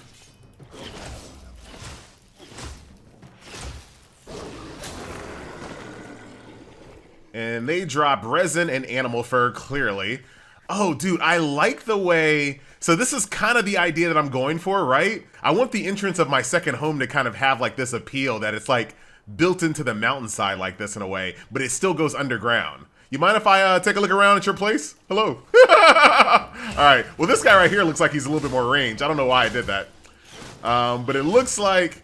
Oh, he's a healer. A shaman, if you will. Hold on. No more arrows? Y'all called the dog with you as well? All right, the dog backed off. He knows. Dude, that healer is legit. All right, we're gonna have to play this a little bit more intelligente. Dare you follow me in the shroud, huh? Cross this line. Cross this line, see what happens. All right, they did. Now I gotta make good on my claim. Hold on. Ooh. The shaman didn't follow you guys, though. Nice parry. Oh yeah, a little bit more intimidating when you don't have your little bodyguards, huh? Oh wow. So, okay, the shamans go down real easy, so in the future, just attack them. What is this? Take blessing? Did I really want to just take a blessing from them? Alright, I have no idea what this Vulcar buff does, but the beast runs through my veins, apparently. Can I, like, sprint faster or do anything? I'm not really sure. All right, so we have a few different types of staff charges now, right? So the ice bolt and the fireball. So now is good a time as any to go ahead and try to use this staff a little bit. So with the staff, you can't use a shield. Oh yeah, this is exactly what I'm kind of looking for with, oh no, what the? There's, how am I, dude, I need some type of like trap find or something. But yes, this is kind of what I'm looking for, is to have a home minus the trap. Well, the trap can stay, but I don't need to be in it. Yes, dude, I'm just gonna, I might just steal their home a little bit. Let me take a look at my map here. So this is my first fast travel point, right? This is my main home. There goes the spire. Do I want to have my second home over here? Does that make a lot of sense? Because you kind of want to use it. Like, let me zoom out. How big is the world? Oh, wow. Oh God. Well, oh my God. You know, the idea, of course, is to have like some bases that allow you to have, you know, easy access to different parts of the land. But if it's too close, it doesn't really make any sense, right? You can just walk there. Ah, dude, not again. Yet another game where you can't actually type in anything for your custom markers? Bruh, well, this is gonna be potential home number 2. All right, let's see if we can't light up the night with this fireball act. Oh, that's the heal one. How do I change it to, there it is, fireball 28. Oh, wow. That almost one-shot this guy and he's level 5. I don't wanna waste a, well, I just did. No, it didn't, perfect. Hey, buddy. Why did I just walk through that? Wait, why can't I shoot it anymore? Oh, mana! Learning all kinds of stuff, huh, MG? Yeah, I am. All right. I'm still not used to this idea that if I can see something like this animal skin clearly on this little rack here, I can just loot it like that. That's just, it's such a basic thing, but you really don't see it that often in other games. Ah, before I can find the hunter, I gotta pass a little gamer test. And you can see, these guys weren't so lucky. All right, we're good. Let me just check out the pattern. Okay, very nice. You really concentrating, FG. Nah, man, I'm just, trying to be careful. All right. So I do see a pretty fancy looking chest in there, but that's gonna require 3 button presses. So let's go ahead and start figuring that out. We got lava, that doesn't look good. Nothing I can see there. Oh, wee. Uh-oh, I stepped on something. Okay, that was supposed to happen. Dude, everything just has me jumping inside these vaults. Oh, I'm already here to unlock the hunter, it seems. Because here's another one of these little sleeping pods, and there is one still full. And I just learned how to dry some fur at a drying rack. So now that I have the hunter, I can basically leave, but I still really want to figure, oh, look at that. I still want to figure out how to unlock that little chest room from earlier. Oh, I had to backtrack a little bit. Okay. So in the very beginning of the dungeon where we had these little vault traps here, there is a little grappling hook area. Don't get hit, FG. Nah, man, I'm good. Check it out. All right, let's go this way first. Oh, I'm not sure if I can get the... There it is. Hold on. I saw it. Watch. Ready? Where you going? Oh, wow, that hit really, really... Oh, I see now. Okay, so you can see the little ladders up there.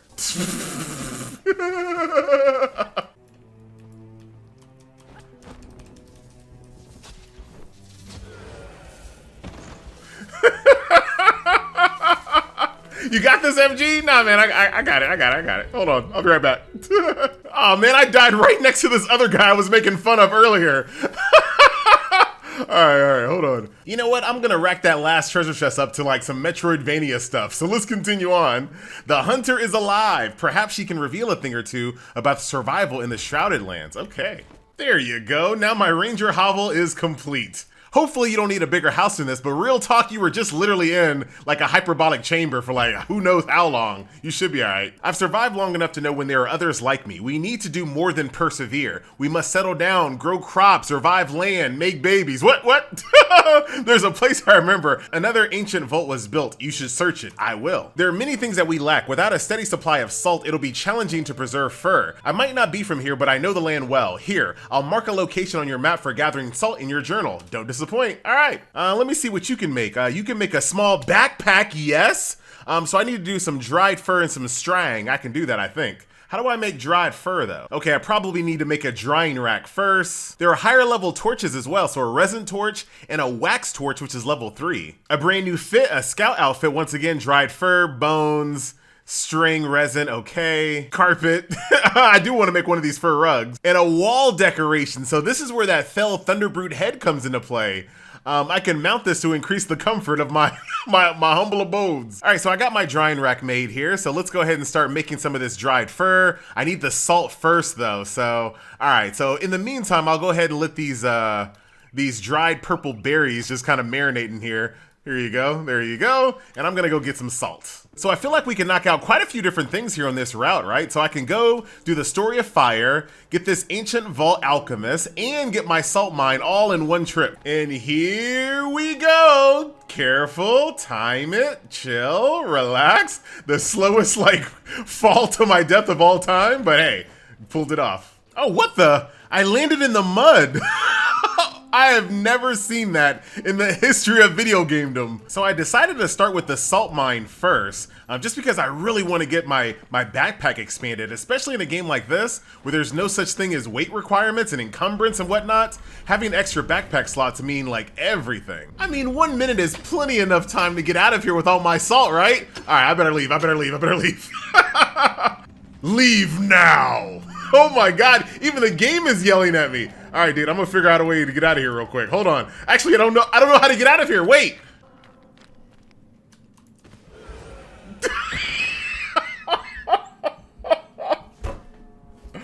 Oh, that is not the way I wanted to leave.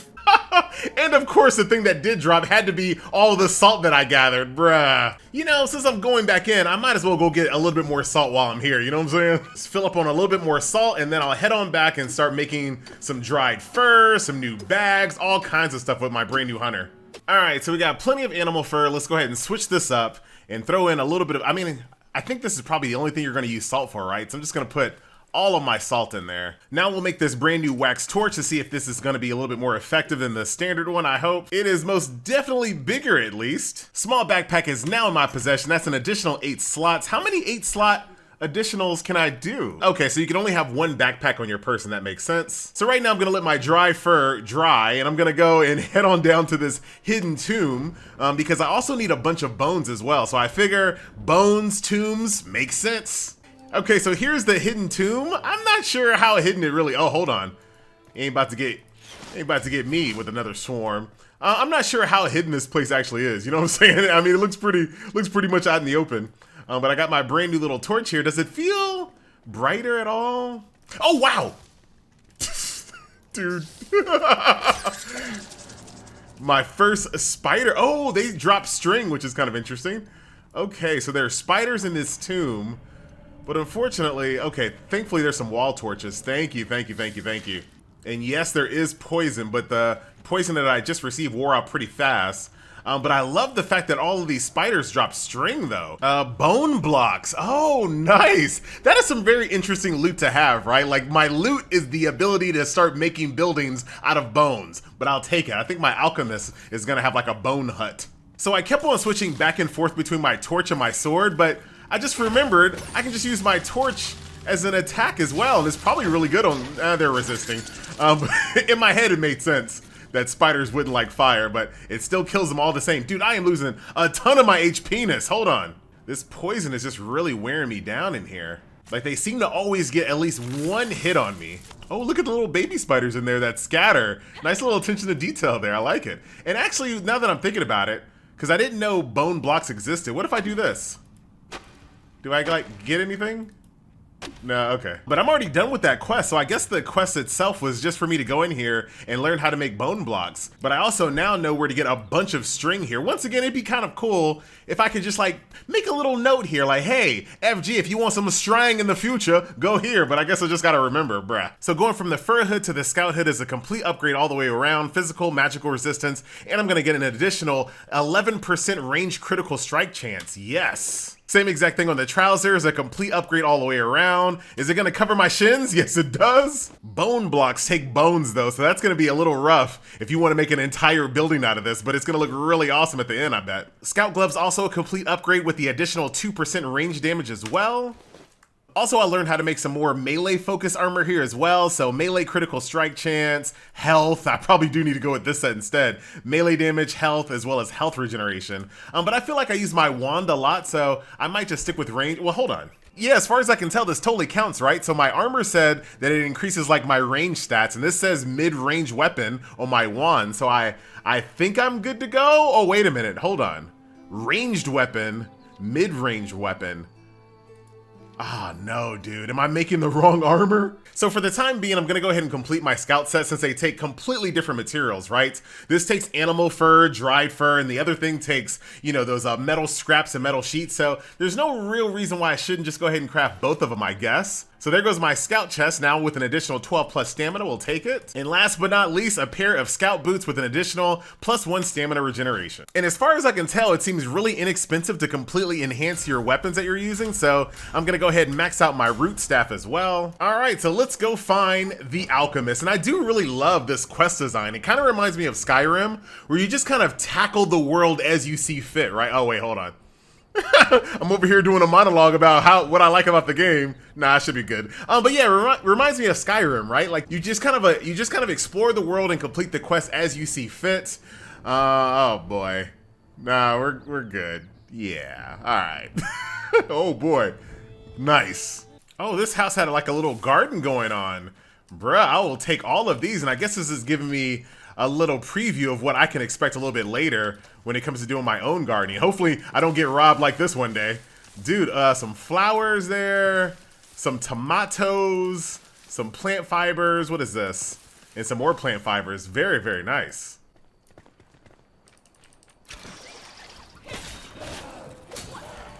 That is too cool.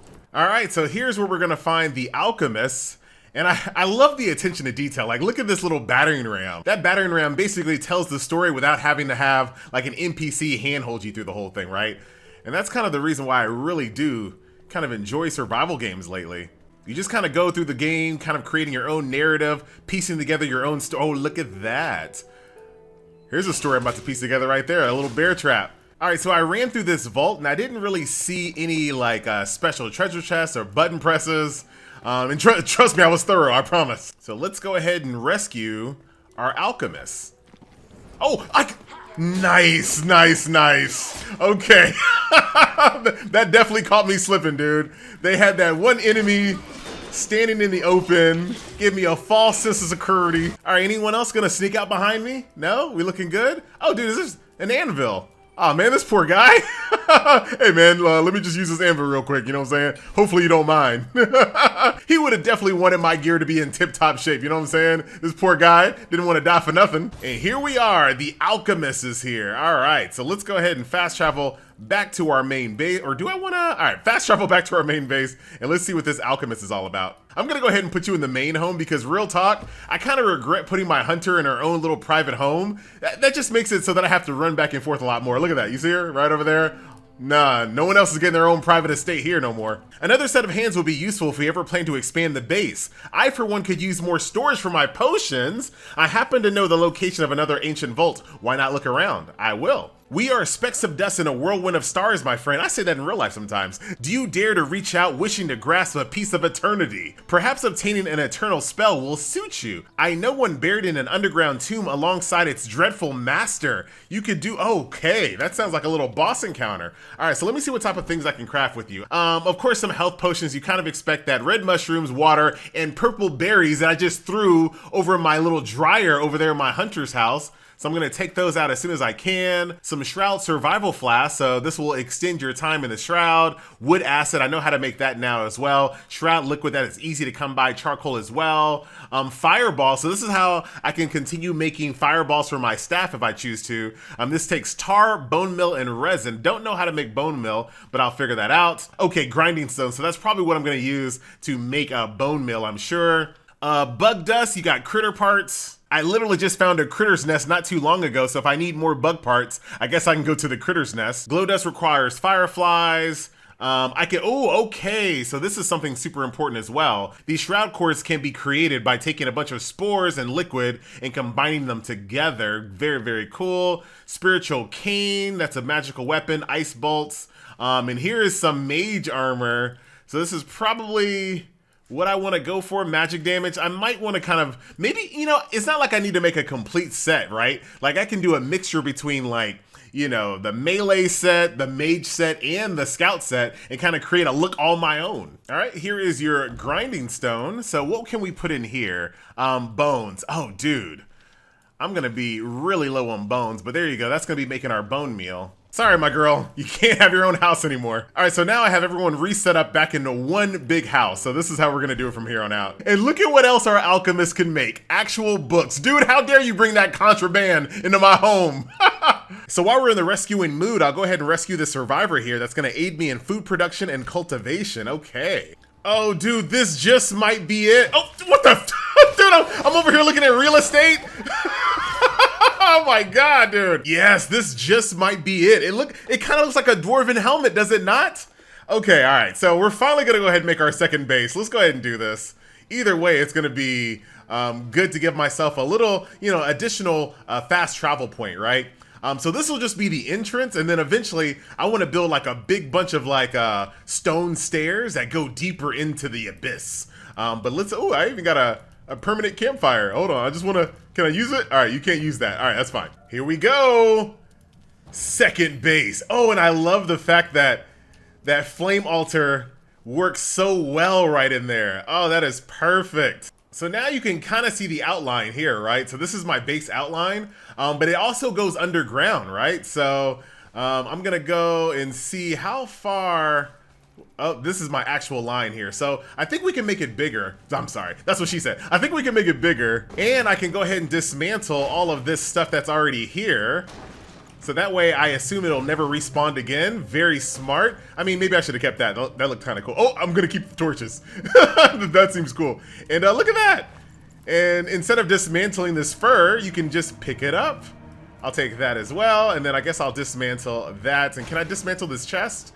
Yes, we can. Okay. But before I get too knee deep into building my second base, let me go see what this carpenter's all about. So yeah, totally get used to this if you guys decide to play this game, right? Like I wanted to go find the carpenter, but here I am at the Ring of Rot. I can't just like leave it here rotten, right? Oh, this guy, ooh, a little, oh, okay, all right, I've been spotted.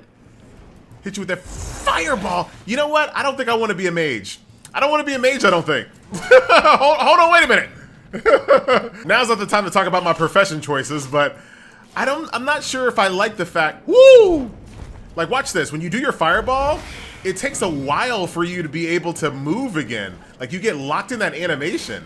So yeah, I'm not a really big fan of like the animation lock that you get with spell casting, because it's really easy for the enemy to close that gap. So you do one good fireball, that's great, but you're like still stuck in the animation while the enemies just run up on you. Oh, come on, dude. A Ring of Endless Life. Ooh, a 3% life leech chance. And this is a legendary. I'm absolutely gonna get this. And there goes another felled Thunderbrood head. Needless to say, I didn't bring an actual axe with me. I have my pickaxe though. Can I like just do anything to break this? Nope, you need an axe. And with that skill point, I finally have Blink, so let's test this out. Oh yeah, look this. Whoop. Is it wrong that I want to do a little bit of diggy hole to see if there's actually a skeleton down here? Hold on, let me, I'm just curious, man. I just want to see. Dude, are you serious? Look at this. Oh my god. All right, dude, I am ultra impressed. Ultra impressed. Desecrating Graves is the name of the game, obviously. Look at my face, dude. I look like a grave robber. All right. Come on, dude. That's all you had? Real talk, I kind of expected nothing, right? Like, I expected nothing whatsoever. The fact that something was down there is actually really impressive. Wow. And that's the beauty of this system, right? This little voxel destructible environment here. Very cool. All right, I'm done. I'll let you rest in peace, my dude. Okay, so this is the very first time that I've had to rescue a survivor while in the shroud. So this is, I'm gonna have to make sure that I am moving quite quickly if I'm gonna save this carpenter. Oh my god! Quickly to the grave, apparently. No, not today. There's so many critters in here! What? Oh my god, I was not ready for that many critters. But that is a ton of critter parts. Hello. Dude, they're still coming. I hear them like chitter chattering around, dude. I hear y'all clattering. I still hear, there's a ton of them in here. Uh-oh. That's not any good. All right, well, we're in here now. Oh, boy. Oh, come on, dude. When you die, your lightning bolts need to go away. Ah, pillar humping is the way, dude. In every game, no matter what, hump that pillar. Hump that pillar. Hump that pillar. You got to hump that pillar. I should have known when I slid down this hill, this would be the death of me. So this is my first time completely dying in the shroud. So your shroud protection has depleted. Remember to let it recover out. I tried. Now we found where we need to go. So instead of trying to run out of this place, I should have just ran deeper. So this is one of the first times that you've really had to use the, the voxel tech to get to the next part of the, well, I assume. Like, this looks too perfect for it not to be. Yep, look at that. We're on the other side. Here's a chest. Hunter's bow. And this was the hourglass that I needed to save my life. Alright, well, lesson learned. Next time you're in the shroud and you've been in there too long and you're running out of time, don't run backwards, run forwards. You're much better off that way, apparently. It's time to dig deeper. This is just too cool the way this all works, man. So I just dug my way through the shroud. Now I'm over here in the actual carpenter place. Hold on, dude. This ranged guy. Let me give me a couple free shots in before he realizes I'm here. Oh, I thought I was gonna do the blink! FG, if you die, I'm thinking the same thing you're thinking! Oh my god! I was trying to run toward, never mind. Forget what I was trying to do. It clearly didn't work. But through it all, my friends, we have made it to the hyperbolic chamber room. And it is time to get our carpenter. Man, this was a trek and a half, man. You have better be worth it. I could have been working on my dwarven hovel this entire time. A scrappy rake is what I can now unlock. I gotta keep going deeper though. This is just the beginning. A bench and 37 more recipes. Wow. What a fun location to put an ancient temple. Like, that was really creative. Going through the shroud, having to dig your way through the back way. Like, that was really good. And now I should be able to leave this place. It doesn't look like, there might be a way to get rid of the shroud here, but for right now, I'm just gonna rid myself of the shroud by leaving. Hello friends, I'm back and I brought a friend. Ooh, a dwarf! I brought a friend. The Dwarven Carpenter. Oh, dude, I'm jealous. Oh man, I want to be you! Flameborn, you got that spark. We share a passion, don't we? Architecture, art, and grave robbing. Dude, how did you know I've been robbing graves? I smell a stank of death on you. I mean, preserving forgotten beauty. That's the way I like to think of it too. It is rumored that our queen was buried, although none know where along her curiosities, if you will. She got no use for them now. She's dead. Ha! So why not go exploring? Dude, I want to go check out your queen. Okay, absolutely. I want to do that right now. Equipment lost. What'd you lose, my dude? My equipment chest, I need it for salvaging, but it got swiped. I'm telling you. Someone took the whole chest. Ask around for me, would you? All right. And this guy's looking for a mortar that he lost. I suspect he's hankering for some guacamole or something. It is in the Lone Thistle in the deepest depths. Dude, what? I swear we could just make one for you. But I definitely need to get that if I'm going to make use of all these critter parts that I just picked up. An equipment test, keep it down, would you? Yeah, I borrowed it, bruh. The NPC that you stole it from is like literally... like right here, like literally right there. But all I gotta do is go to a camp and just go grab it, so no big deal there. So let's check out what my dwarven homie can make. So I need to make this, but I don't know how to make lumps of clay just yet. He can also make a small magic chest, which, oh, dude, do they just hide quality of life behind an actual item? So the item stored here can be used for crafting purposes from anywhere in the base. Okay, hold up. Wait a minute. I'm gonna make one of these bad boys right now. You see how excited I am about this? All right, let's try this real quick. I'm gonna go ahead and put some fireflies in my magic chest. I have no fireflies on my person whatsoever. I'm gonna go talk to you about some illumination.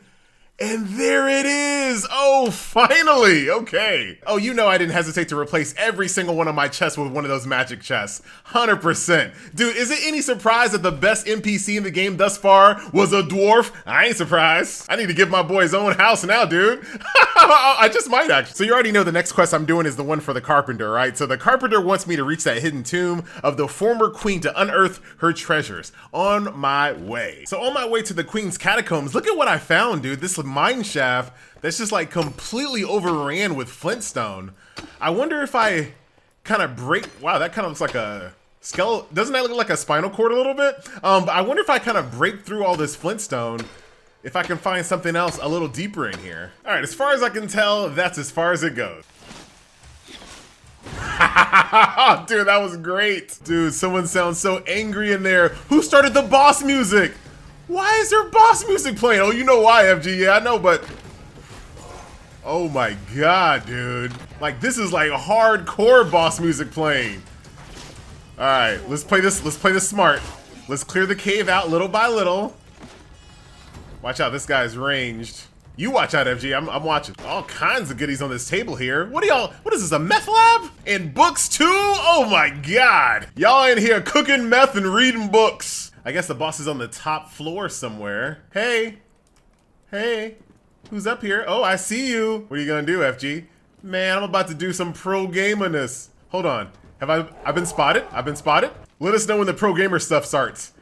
It starts now. It starts now. Oh boy. Oh wow. Yes, I'm too. Hold on. I don't want him. Dude, we can do this. We can totally do this. I got another bomb too. That big explosion was perfect. Hold on, I'm running right past you. This is also a pro strat. Any more bombs in your base? Any more doom barrels? Ooh, your golden chest over here. All right, no more doom barrels are in his base. But I can do some pillar humping. Hold on, let me get in range first. Pillar hump, pillar hump.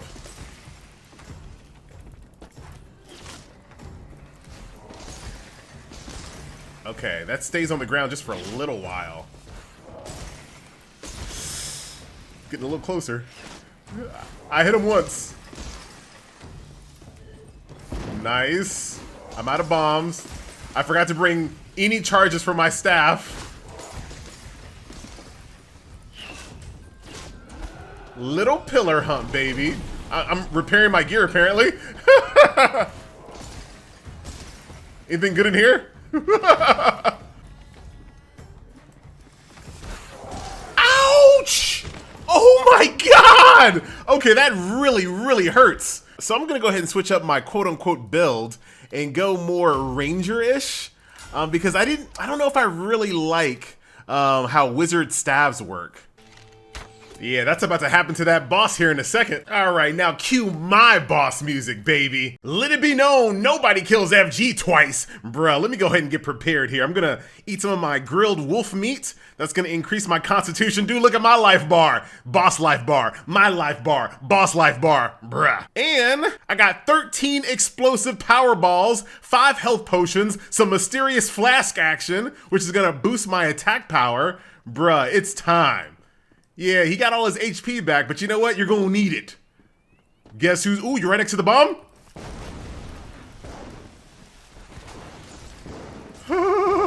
Revenge tour, saga! Just... Oh, no!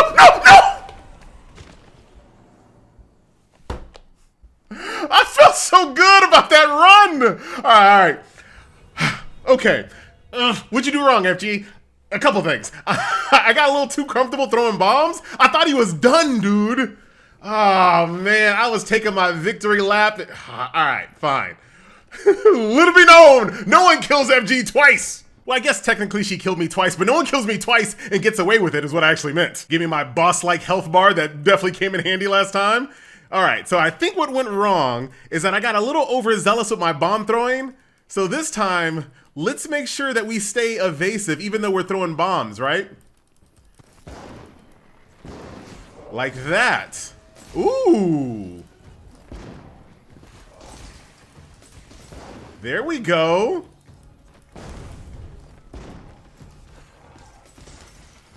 There goes my loot, but I don't need it right now. There's nothing in my person that's gonna help me. All right, time for some good old-fashioned pillar hump. Good old-fashioned pillar hump. Good old-fashioned pillar hump. I'm out of stam. I'm out of stam. Just need to just chill. Chill. Chill. Ooh, y'all, you messed up, buddy. You got stuck in that animation.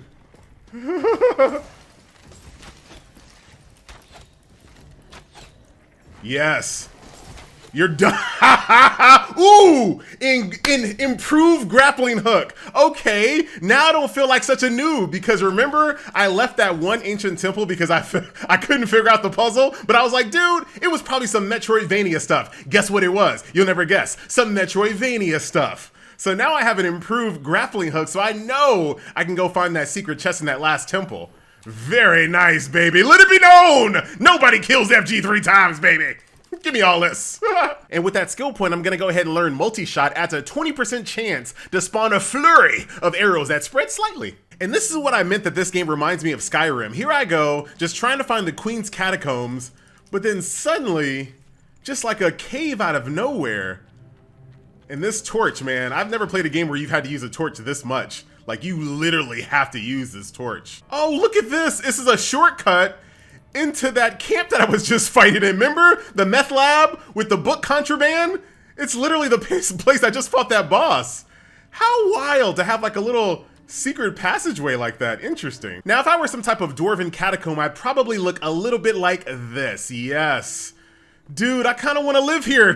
I'm never going to be happy with my second home for real. I like this design. All right, so I'm gonna see if I can get inspired a little bit. Lockpick required, okay. Now, do I really need a lockpick? Or do I just like need a lockpick? You know what I mean? All right, I think you actually like need a lockpick. Like this is not working, unfortunately. Look, dude, I tried for real to skip past this door, but it looks like I actually have to go make a lockpick, so be right back. Oh my God, I just get home and everybody wants to talk to me. All right, well, let's run through these quest NPCs real fast. Your step is silent, your eyes are determined, you've been on the hunt. I won't ask what wild beasts you track, but your spoils are presentable at best. What? Try gathering some animal fur, then we can talk.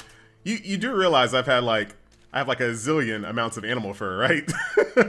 All right, so I was instantly able to turn in that quest. So what is that? Some sort of blight permeates every fiber. The skin is fibrous and porous, changed already. In the end, the shroud reaches all. Animal, soldier, king, gamer, all the same. Actually, all our bones crack the same, exactly. Here, I'll share my hunting grounds with you. Okay, so a new place to go get some animal furs. I'll take that. Lately, I can't help but wonder, the Vuka were always somber beasts, bound to their caves, but they've been traveling east, aggravated. Perhaps this warrants an investigation, maybe at their gathering location. So those were the things that kind of look like bugbears. So we'll go see what's going on with them. Have you heard of the pike needs wisp? I have not. They're dancing lights in the sea. Ooh, dude, water. Actually, can I build like a place on the water? I never even thought about that. Good omens, but merely a trick of the light, I thought, until my daughter saw them. This strange glimmer in the water, moving, prowling. Now I see the same glow whilst I slumber from within the castle. It haunts me. 'Tis no trick. It lives. Are you prepared to change that, kid? I will go kill some pikemen wisp, whatever they are. Flameborn. Hey man, why you got that in quotes for? Like, really? Flameborn? You can't see. I did quotes. Do you know why they call you that? You were forged from a sacrificial union between the ancients and the humans. The ancient flame soul allows you to enter the shroud unharmed, but its glow doesn't last forever. With this power, you can rebuild the world. So, and it looks like my blacksmith has learned how to make a smelter, so I'll definitely make one of those for him. Oh, and a ghostly shield. So this is the very first time I've ever seen the ability to craft something that's not just common rarity. So legendary, amber and copper bars. So that's the second thing that we've just seen that's gonna start requiring copper. And the improved grappling hook, yes indeed. So we'll unequip our old one. Requires less stamina and can be activated at larger ranges. Bruh, that's exactly what I need to get that chest. Yeah, I didn't have to teleport back to town. I can actually just craft lockpicks on my person. So, okay, lesson learned. And I'm back. All right, so let's test out this lockpick. Okay, no minigame. I'm actually very happy about there not being a minigame involved in that. All right, perfect. Welcome to the Dwarven Catacombs. So I'm gonna be looking around quite a bit here to get some inspiration because I am ready to start kind of like outfitting my second home. Oh, it's not gonna look like this though. I mean, this is actually kind of like a real cool, like Lord of the Rings Dwarven Underground Kingdom vibe. Really? Really? Really? I was just getting comfortable in there. This is not that bad. Not that bad. The respawn is right outside. Time for a little bit of pillar humpage.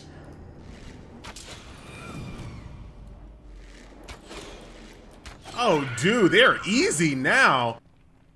Okay, let's try this one more time. I don't know how I messed that up the first time.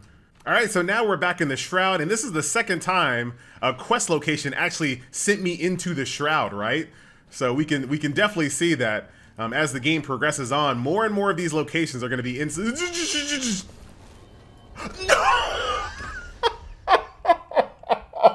So what I've learned today is making really dumb sounds like doesn't do anything when you're dying. Like, you still die. Okay, so there is some red shroudness mixed in the world here. I wasn't prepared. It's like literally right here, dude. Oh, what a trap. All right, so how do I press this button without a... Hey, oh, hey, you can shoot them? Dude, that opens up possibilities. Oh, bruh. This red stuff, man. You gotta be so careful. I feel like a proper grave robber now, baby. Opening up locks, going through catacombs. So we can already see that we can kind of dig behind this little critter's nest, but I'm gonna leave it alone for right now. I wanna go all the wrong ways first, then I'll come back and go the right way. Pro RPG tip for you, you're welcome. Do everything wrong first, then do it right. Pro tip number 7 of 4. Just look at how dark and ominous this place is, right? Without a torch, or does a torch even matter? Hold on. It doesn't really matter that much, but for some reason it makes me feel better. I see a chest, like just an outline of a chest. So let me go ahead and give myself a nice running start. Dude, if there was a trap in here, this would be like the perfect place to have it. All right, so it's caution time for me to be out of the shroud here, but it's not too far away, you know what I mean? Like for me to get out. So I'm gonna go ahead and thread the needle a little bit. See, just like that. Take a quick breather, and back into the shroud. I hear slicey traps. I hear slicey traps. Dude, and this whole location is just some like off quest that my dwarf recommended. Like, hey man, my queen's dead. You wanna go get some fat loot? Yes, here you go. Okay, so we gotta do some Laura Crofting across this chasm here. Careful with our stamina. Yeah, I'm definitely gonna take it easy. Don't look down. Is that, I'm not even gonna try to go across. Hey. There's a doom barrel right over there. I'm gonna go ahead and detonate it. Like there's probably opportunities I could have used that to fight enemies or something. Oh, look at how the stuff just grows back like that. Dude, this guy came out of here like, that's my cue. What is behind this hole that I just made? I'm loving the fact that all of this voxel, like destructible environment, like that feature is not just something that you do at your base now. Like we're starting to use it so much more in the actual world to go through quest locations and find secret passageways and get chests, or just to progress forward, right? Like you actually have to use it, and that's really, really cool. And also, next button has been pressed. Okay, so in order for me to open this door, I need to find 2 more switches. See that switch right over there? Watch this. You ready? All right. I'll do it this way. This wooden door just looks out of place, right? So I'm gonna see if I can't just break this thing down. Nice. I'm gonna see if I can break this thing down. See if there's anything special behind it. Dude, so rewarding. Thank you so much. We'll take, I don't even care what it is, dude. I'm just so happy to, oh, there's more. Oh, but this looks gross. Reflexes. You saw my reflexes? Aha! So I thought they were spinny traps once again, but they're spiky traps. So my gamer being tested one more again. I feel like there's like a little safe spot over there, I guess. Why am I nervous? Why am I nervous? Oh, yes, that actually worked. So this is the reason why you can craft lockpicks on your person without having a workbench, because this dungeon by itself has required so many lockpicks so far. Okay, just one more button and I'll be completely real. I have no idea where to even begin to look for it. Aha! I see the last switch. I guess I'll go in that hole that's in the staircase. Oh, never mind. Now it works. Hey, see ya, suckers. All right, I think this is the Queen's chambers. Dude, why am I so terrified to walk down? Oh, this is epic. I thought that was like a switch or like a trap or something, and you stepped right on it, FG. Well, you know, I just wanted to see. Oh, man. Uh-oh. What a satisfying conclusion to this really well thought out dungeon. Had a blast in this one. Oh, I got myself a Pike Meets Bulwark. So those are going to be the type of wisp that I'm going to be fighting over there in that ocean area, right? So let's go ahead and switch out our spectral shield for this bad boy. And let's take a look at it. Oh, nice. It actually shows up all the time, too. No, that's super cool. Okay, I was going to see if it was like a light source, but not really. Very nice. Man, that was good. I am very happy with that dungeon and the loot that I got in the very end. Very nice. So while I'm here, I might as well go ahead and get that alchemist mortar so we can make guacamole as well. Now, as far as like dwarven inspiration, not really. I think I'm gonna still kind of make my own. Well, I do like that. Oh, that's cool. Because it kind of looks like a dwarven helmet a little bit. I kind of like that idea. But I'm not really gonna make my dwarven base looking. Well, dude, I kind of like it's like a dwarf or like a Minecraft dude. But I definitely still want to make my little dwarven underground lair. But nothing out of there really inspired me too much. All right, so the next quest is gonna have me search the alchemist tower. That looks like an alchemist tower to me. So we can probably just fly in, grab the loot that we need, and just bounce out. Oh, hold on, I gotta explore. What is that? Dude, look at this. There's one literally right there. Why can't I just take this one and give it to my alchemist homie? Man, what type of traps do you have set in your own tower here? I am sure it's not gonna just be a walk in the park. But here's the alchemist tower.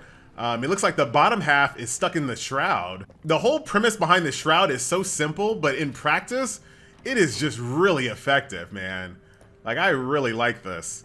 All right, we're gonna bust out the torch. Take a look around. There's the basement. That's probably where it is. Hopefully, I mean, he would have told me if he would have booby-trapped this entire place, right? Like, he wouldn't have sent me back into his old tower and not warn me about potential booby traps, right? And look at this. I can get just a quick little breather outside of the shroud in this room and then go right back in. So I just picked up a legendary Prayer of the Flame scroll. It's a consumable though, only lasts 30 minutes, offers a small prayer to the flame that increases your magic damage and your maximum time in the shroud. I wonder why that's legendary. Since you use it once and then it's basically gone. All right, now we're on the top of the alchemist tower. And there's like a little sneaky hole I can drop in there as well. Do I want to drop in that little sneaky hole? I think I do. I love this game, man, for real. Chain lightning, nice. Now I kind of want to go back to being a staff user, and you can really do that. You can basically respec your skill points for really like nothing. Like the amount of runes it takes is pretty negligible. I shall craft a glider and voyage to the hills from here. One way or another, I'll land among the blue jays. So this alchemist just, I gotta be careful. I guess he jumped off from this point and just glided down to somewhere. I'm not exactly sure, but here we are at the very top of the alchemist tower. I'm pretty sure the thing I'm looking for was in the basement, but you know, the RPG tactic, my friend. Go the wrong way first, then the right. Okay, I see it right there, but that gate, these gates, oh, hey, I wonder if I could like, I can't get a really good, oh, come on, man. All right, well, how do I get in this place now? I wonder if there's another entrance at the bottom, because remember, part of this alchemist tower is actually in the shroud. So I wonder if I go back outside and go around the base of the tower, maybe there's a way that I can kind of like mine my way through, you know? But before I commit myself to that, I want to run through the tower just one more time while I'm here, just in case there's like a more simple explanation for all this. So last time I got distracted from this little hole in the roof, and I didn't notice there's another door over here.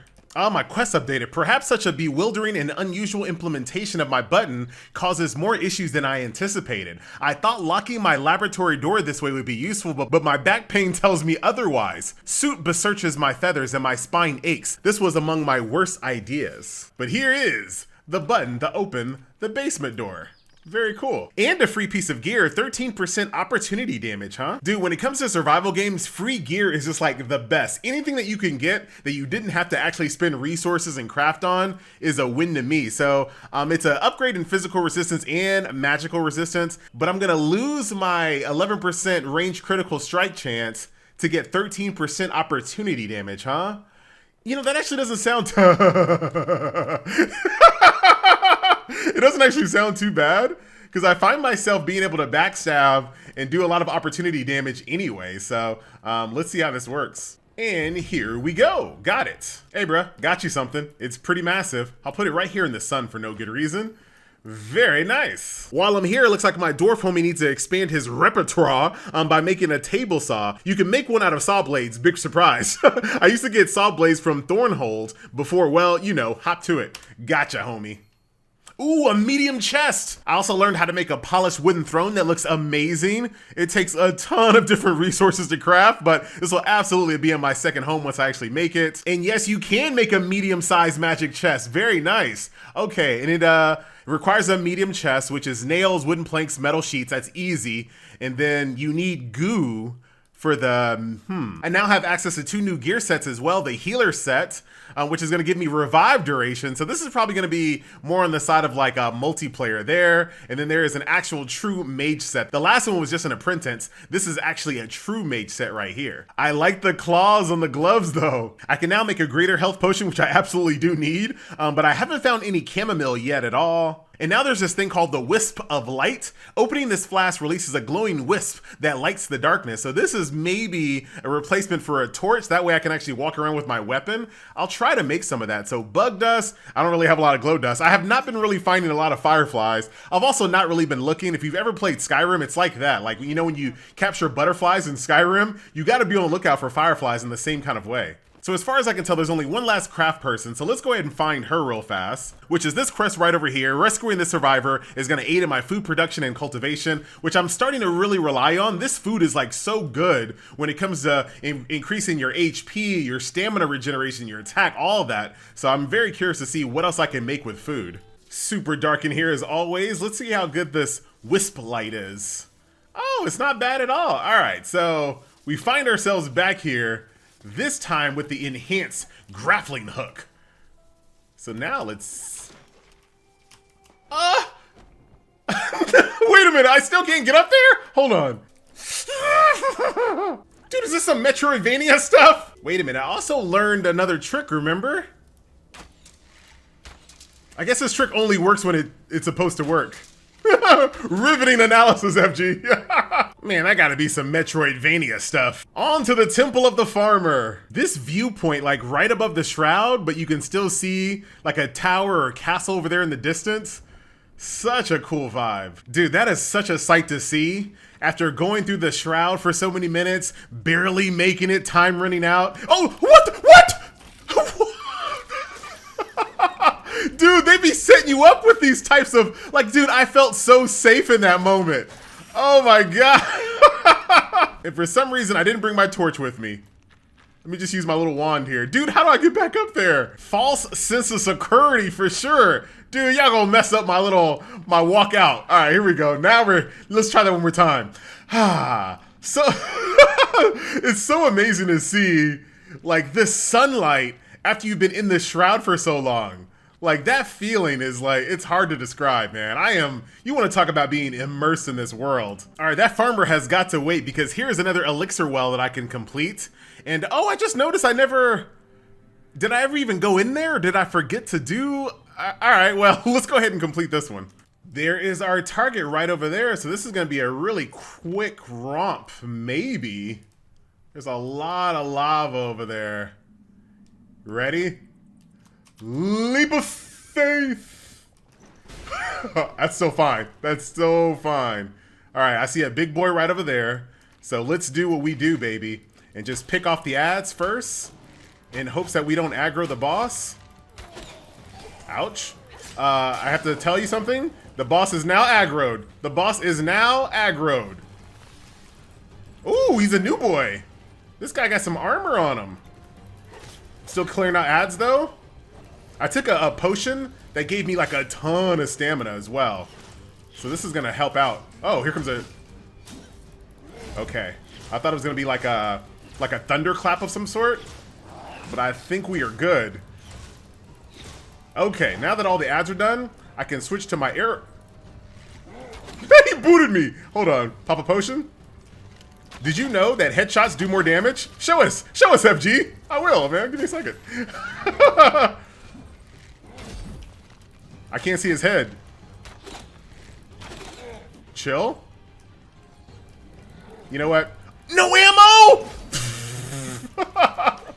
Why, dude? Why do I put myself in these situations? This will be fine, though. Oh, that range is something to behold. You beholding it? Like I'm beholding it? Bruh.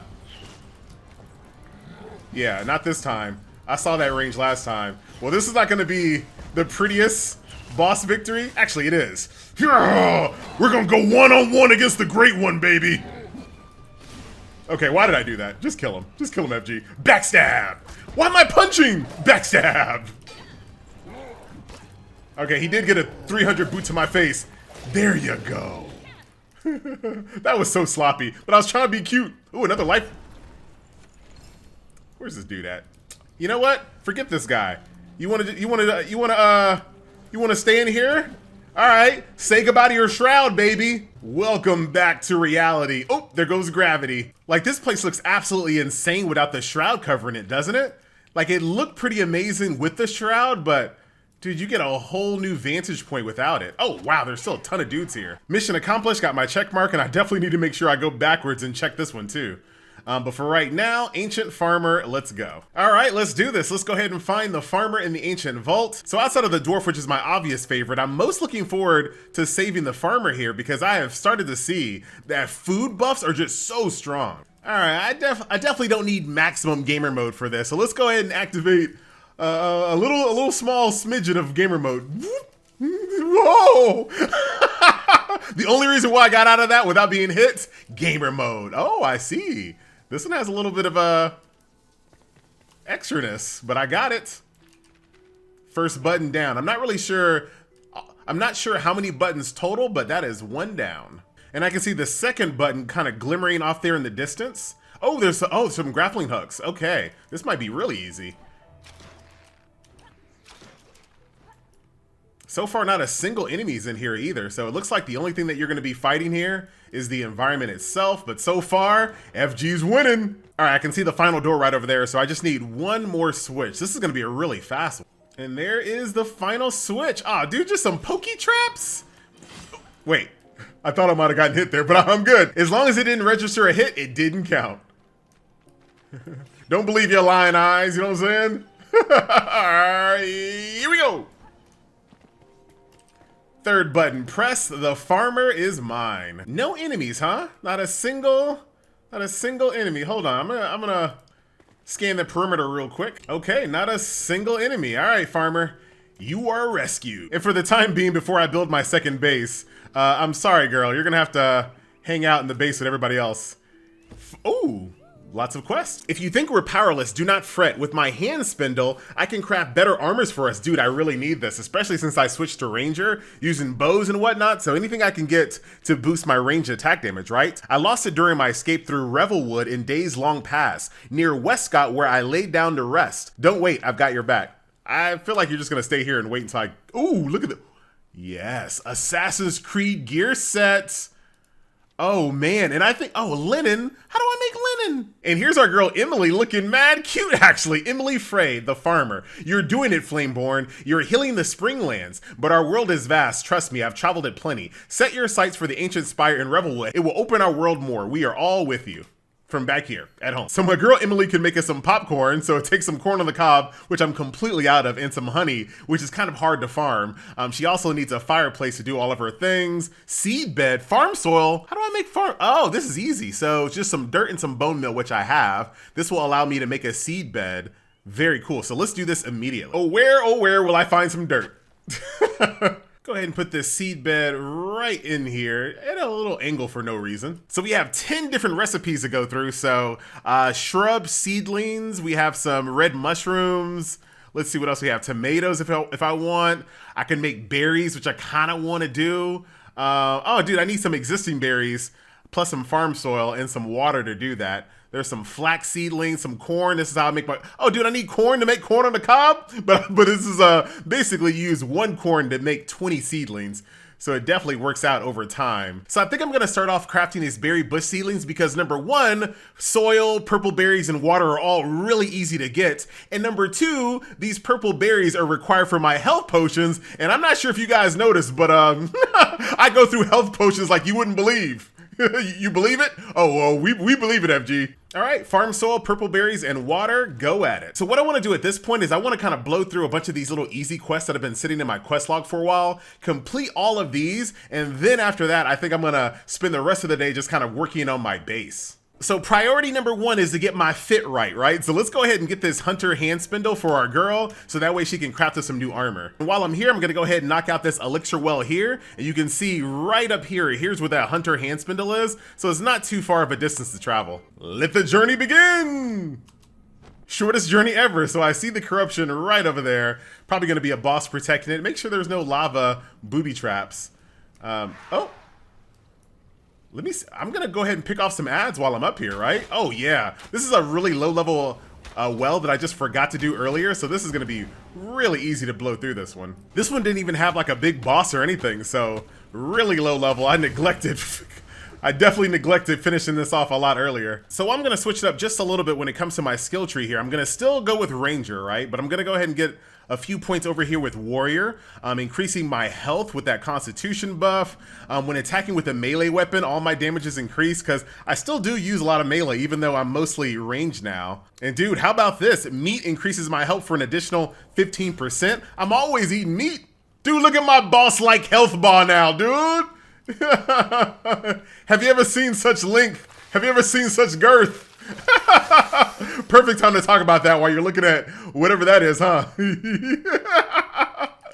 Roger, that's a check. And I think I'm tempted to go ahead and knock out this Story of Fire first and do like a little loopy-loop, right? So go here, then go here. Just hit level 8, so I'm gonna use this skill point to learn heavy-handed. An enemy stun bar is increased by an additional 20% when attacking into their block with a melee weapon, which is something I find myself doing quite often.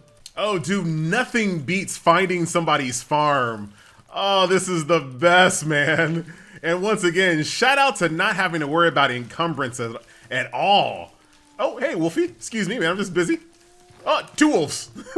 Like, this is just so much free crop, dude. It's free real estate. So I've cleared out all the farmland over here. Oh, what are you trying to hide something in here? I can't quite target it at all. Oh, look at this.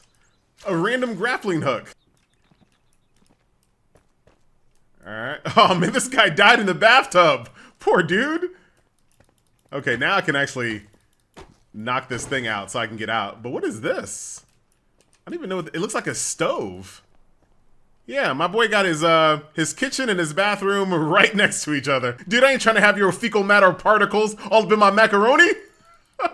What's in your house? Oh, what the? A rat! This is the first time I've ever seen a rat in this game. Bruh, he's aggressive too. Why you so mad, little guy? Ratatouille, relax. No wonder there was a stove in there, Ratatouille.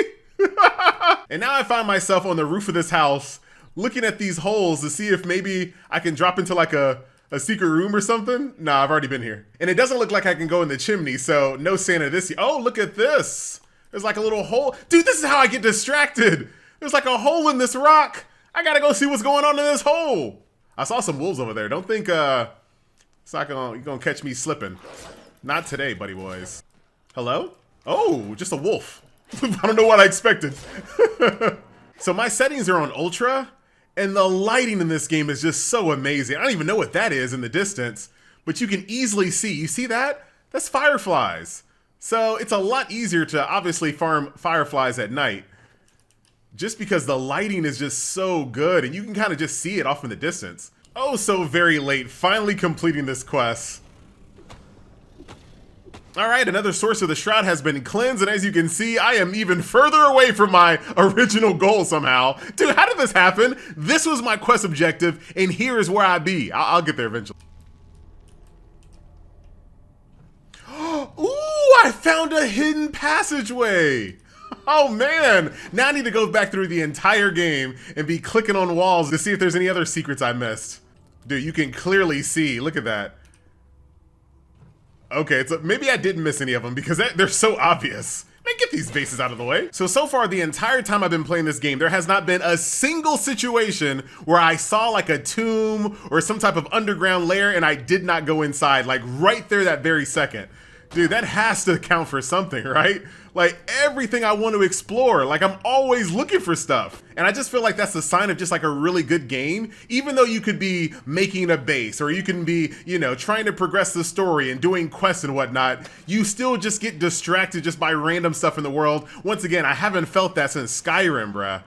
Oh, hello. All right, little gamer mode. Well, first, actually, dude, sometimes gamer mode isn't just skill-based. Sometimes we use our knowledge, baby, our wisdom. Oh, let me get my weapon. Hold on. Dude, I don't have my weapon equipped. And they're always so rewarding. Like, no matter how long they are, no matter how short they are, I never regret going in it. Look at this. Wolf Snarl Longbow? This fine longbow is exhausting to use, but it strikes with the ferocity of the wolf. Ow! Dude, let me upgrade ya. I cannot wait to upgrade this bad boy first. I'm not gonna use it at the moment. I'm gonna just go ahead and enhance it a little bit later, but it looks like I'm gonna get some fire, magic damage, increased crit, more fire, more increased crit, and more fire. Dude, fires and crit, I can't go wrong. And once again, oh no! And there was no reason for me to actually go in here if I didn't want to. I could have just completely skipped this place. But again, this game just really encourages you to go everywhere. Oh, another one. I was like, is that the one that I already went to? Nah, dude, it's another secret door there. And I come out to daylight. Man, that was really worth it. All right, I'm still making my way up there, I promise. But first, the story of fire. All right, we've arrived to our destination. This is my first time seeing something that looks like this. I'm not even sure what's going on here. Let's read. Or maybe not. Look what happened to this guy. Humanity will fade as all beings do. Their light will flicker and die, untouched by the eternal flame. Meaningless and minuscule in the face of near endless insight, burning brightly. Turning to dust as we turn to fire, an endless cycle of ruin and turmoil. Walk past it, FG. Just walk past. I can't, dude. I can't walk past it. What you doing in here? I see this bomb. Sometimes it's kind of hard to target them with the wand. But you can always target them with the arrow. They're only level 3. I'll clear this bad boy out real fast. Ooh, a stash inside. I'm glad I didn't walk past it. You don't even know what's in that chest yet, FG. Whatever it is, dude, I want it.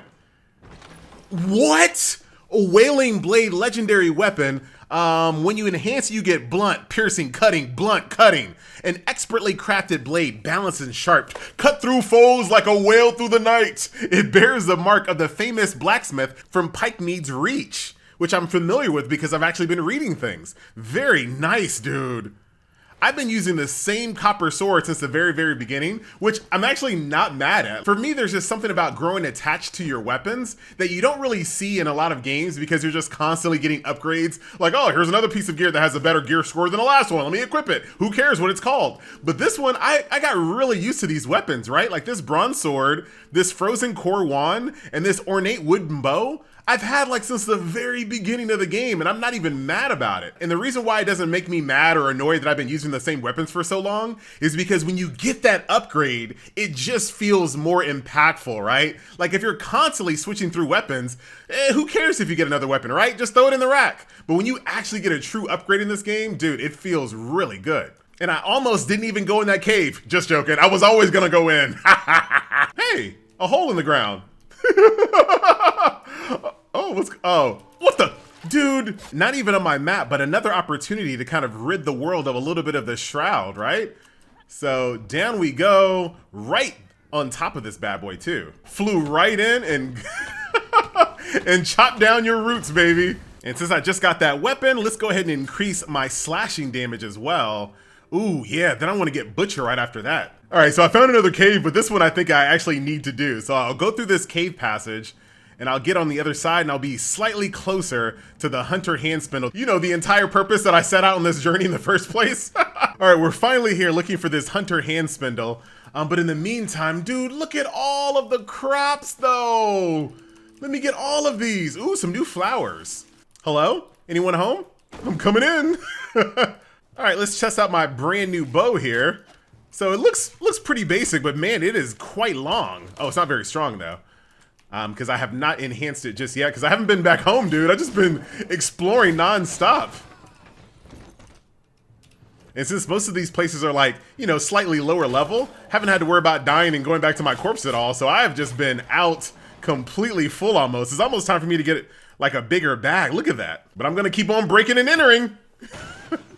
Oh, so the hunter left me some notes as well, and if you don't want to read the entire thing, all you gotta do is read the highlighted portion. I haven't slept in days, not since I left my spindle in Revelwood atop that cliffside. Alright, so based off that hunter's note, I know my next quest location is way up here, but look at all the potential things I could be exploring while I'm on the way, so I think it's a good time to go dump off all of my goodies. Hey, Emily, I'm home. Oh my, that's sweet scent. Hey, you know what I'm saying? That's just my Old Spice, you know what I'm saying?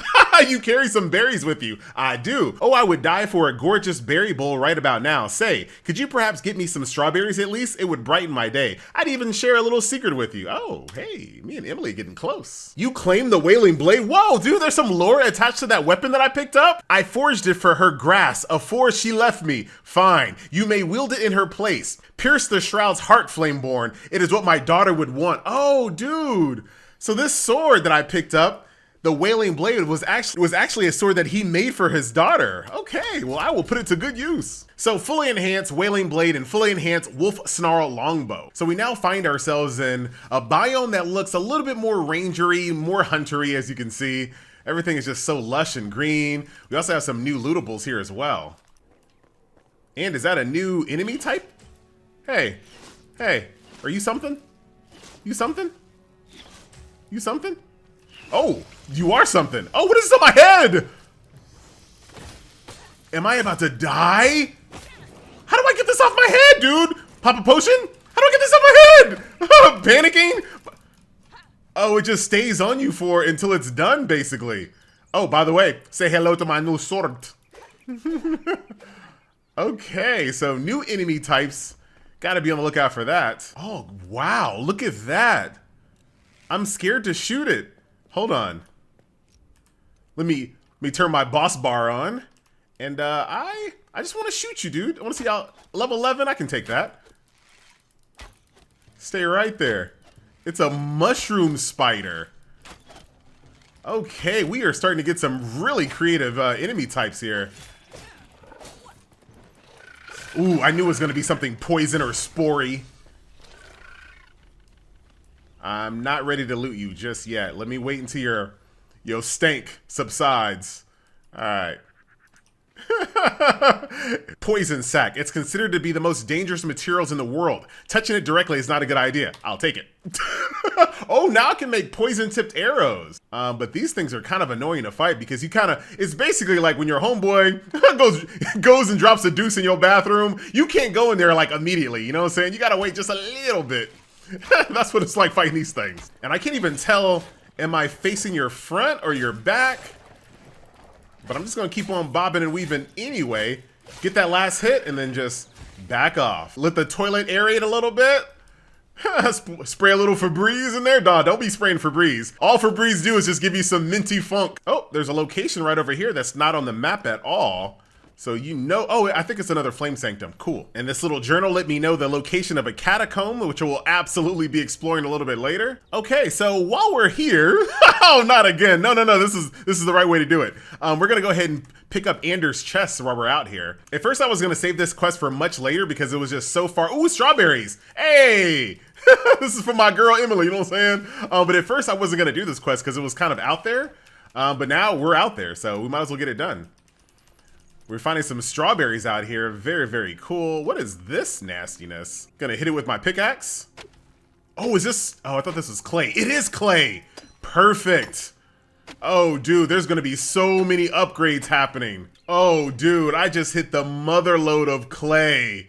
I'm gonna be here for a little bit. Now, I've said it once and I'm gonna go ahead and say it again. The beauty of not having to worry about encumbrance is that once again, while I'm out here, I'm questing, I'm hunting, I'm doing dungeon stuff, I can actually stop, right? I can actually stop and loot a bunch of this without having to worry about over encumbering myself on my way to a dungeon, right? Like, it's such a small thing, but it transforms the game to be way less tedious. Look at that. Job well done. And look, dude, there's so much more here. But I went ahead and picked up 3 stacks worth. So if I need it, I know where to find it. You gotta be joking, dude. I hate this. I hate this thing now. Oh, Deadly Shroud. Hey, do you see that? Look at how fast my shroud...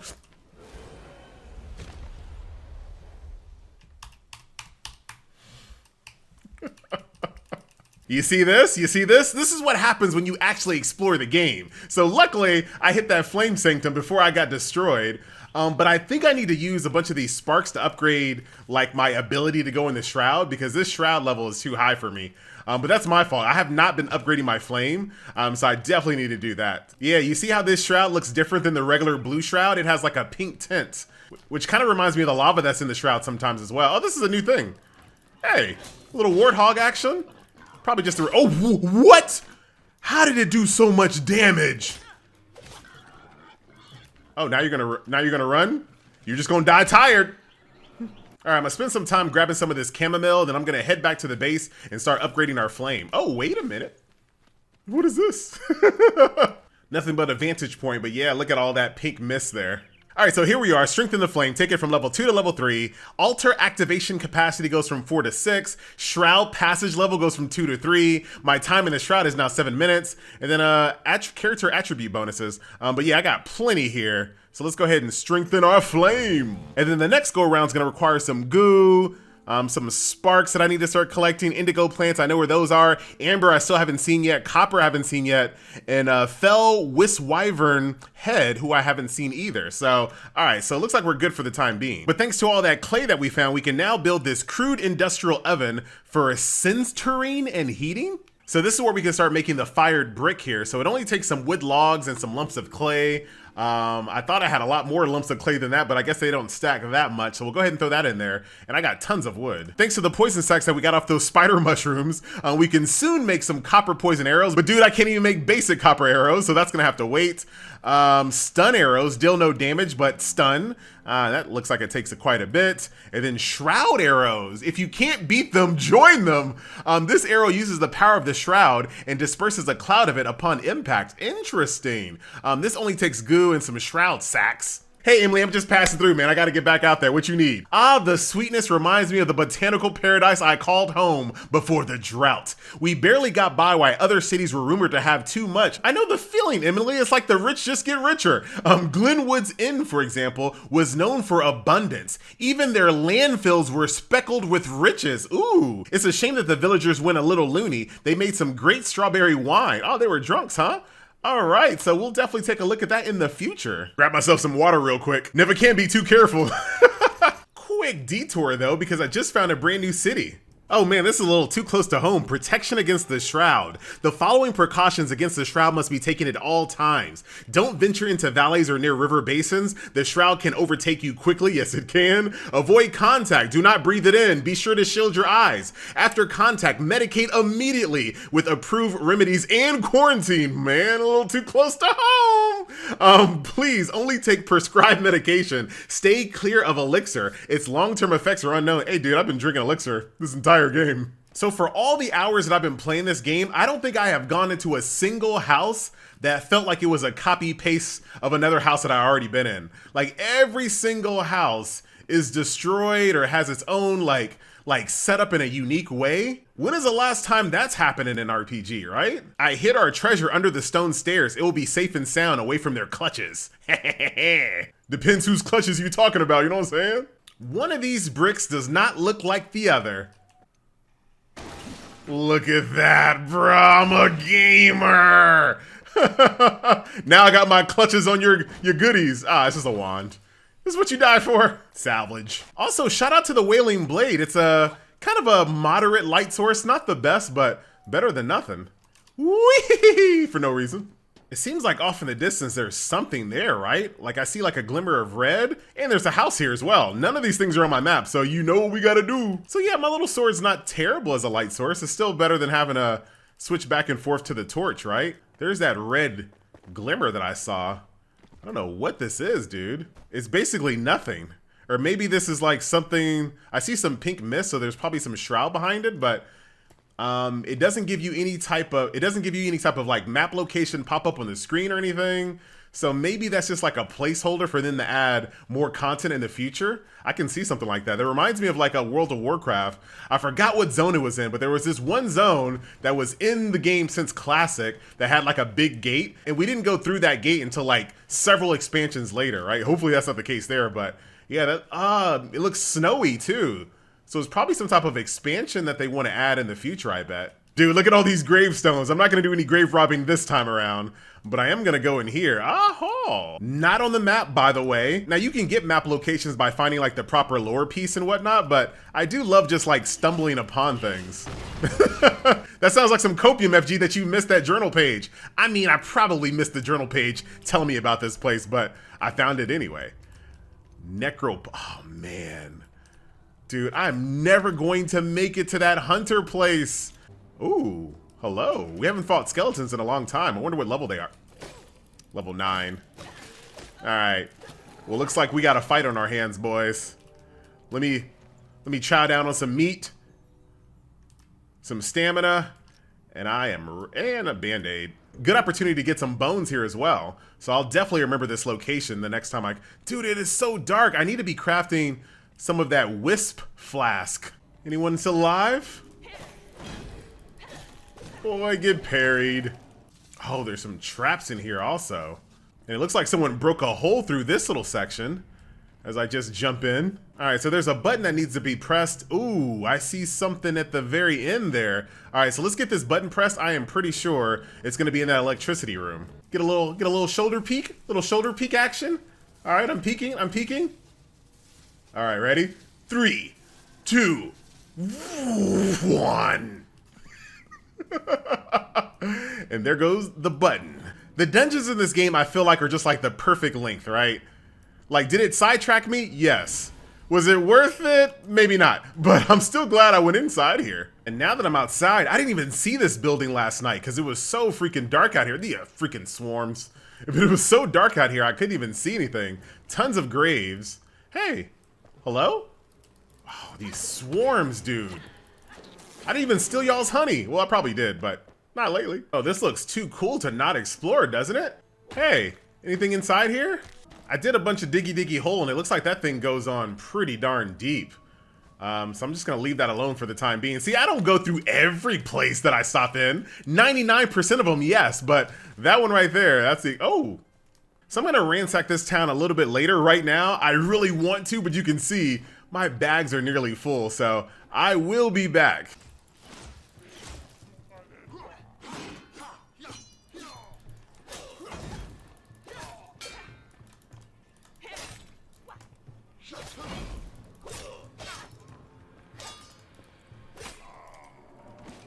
Dude, my combat skills is getting good. We have finally made it to the location that I assume has the spindle. And of course there's spiders in there, right? But I'm not too worried about spiders, unless there's some new spiders that I haven't uncovered yet. I'm gonna steal all of these little illuminated mushrooms though. I really should have made, oh no, it's pretty lit up in here. It's quite lit. Level 13 spiders. I have no arrows whatsoever. But let them come. I'm gonna hold the line. Hello? Oh, here we are. The abandoned hunter camp. We got level 13 spiders all over the place. Oh, how did you leave your spindle here, dude? Spiders aside though, this is a really beautiful place. I bet it's that, glowing fire over there, right? Like, it's hard to hit these guys without getting hit yourself. And my sword's about to break, and I have no backups. I have no arrows. I don't have a backup sword. We're about to find out what happens when something breaks. Sword's broken. Sword's broken. I got my wand now. My trusty wand is doing work, but now it's on its way to being broken now. But this should be it, man. I don't think there's a boss in here. I think I'm just good. There we go, the hand spindle. Dude, I dang near feel like I beat the game or something. Hey, Hunter, you did not tell me that this quest was gonna take me all around the world. An ambush, but I hit my tracks. How could the soldiers, spiders you say, ignore me then? Yeah, I am gonna ignore you. Place that hand spindle and we'll move on. Hush now whilst we craft. My secrets are mine to keep. What an absolute journey that was, but I enjoyed every second of it. There's your little spindle, my friend. Let me see what type of recipes there. So here's the linen. So now it's time for me to do some work, man. I want to do a complete set of either ranger or marksman. Either way, it takes linen, so I'm gonna start making a ton of this. And for linen, all I need is some flax, which I do have a little bit of flax, but why am I saying it like that? But probably the best thing I can do for that is to start, oh, you need seedling, hold on, give me that flax back. Give me that flax back. So I just spent so much time questing, exploring, going inside every single dungeon, catacomb, abandoned house, and hidey hole. I decided, you know what? Let me go ahead and start working on my own hidey hole. So you can see my base here has had a couple of different adjustments, right? So remember, I used to have 2 holes. Now, only got 1 hole. All right. Here in the entrance, I wanted to kind of make like the remnants of a tunnel. So I wanted it to feel like back in the days, there used to be like a tunnel here leading to this cave, but you can see, you know, erosion and just the earth itself has kind of taken over, right? And you go inside the cave, you got my little flame teleporter here. Now, FG, I thought you was working on something for real. You ain't done nothing inside here. Oh, I've done nothing, you say? I wonder what's over here. I wonder if there might be some type of secret passage or something. I can't tell, man. Everything looks, everything blends in so well. All right, I'm gonna work on this a little bit later, but check this out. I got myself a little secret entry. You come on inside and look at what's first, and look at what first greets you, right? Now, once again, this is all still work in progress, but this is eventually going to be like a dwarven helmet, right? Like, look, you got the eyes, and you got the little pieces here. No. So that's gonna be my little dwarven helmet. And if you go down inside my little dwarven kingdom, look at this. Got some stairs leading down. I want to make the transition on the stairs a little smoother. But here is what I've been working on, just kind of clearing out all of the debris here, flattening out some surfaces. This is gonna be like my crafting room, right? So I already got a workbench in here, I got my little stove, and the plan is to eventually have all my little workbenches here along the wall with a torch next to every single one of them, right? So that's gonna be the long-term purpose for that room. Here, I'm not really sure what I'm gonna build back here, maybe like my bedroom or something like that, maybe a bathroom, who knows? And then I'm also gonna basically build, you see what I have here on the left? I kind of wanna build the same thing on the right. And it's really so easy with these terrain tools to kind of get what you're looking for, right? So I'll kind of use this tool here to flatten the roof because, yeah, I want it to look like, you know, the earth is kind of taking it back over, but I also want to feel like there were some buildings down here on purpose, right? So I do want to make the ceiling a little smoother, and I'm going to put some stone ceilings in here. And you can see, this is basically what I've been doing, dude. Just like diggy hole, flatten, clear my debris, and then just keep on going deep. So this is gonna be a project that I'm gonna continue working on. You'll see some updates as we move along. But right now I got some questing to do. I wanna make some new armor, so we'll go ahead and close this off. Hey, where'd my base go?